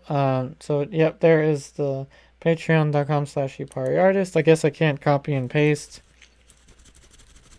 according to YouTube's robots. Yeah, I'm definitely going to check out Twitch for streaming. For everyone that's wondering. And my website, by the way, anyone that's wondering, is down at the moment. It needs to be updated, and I haven't been able to update it. Yep, no problem, Mark.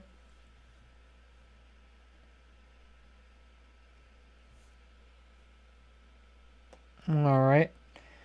So that should be about it for today. I hope you enjoyed the start of a new portrait painting. This should hopefully be dry and ready to work on by Monday. I'll let you know if it's not completely dry on Monday, or if for some reason something happens on Monday. I'll let you know through the community section. So thanks, everyone.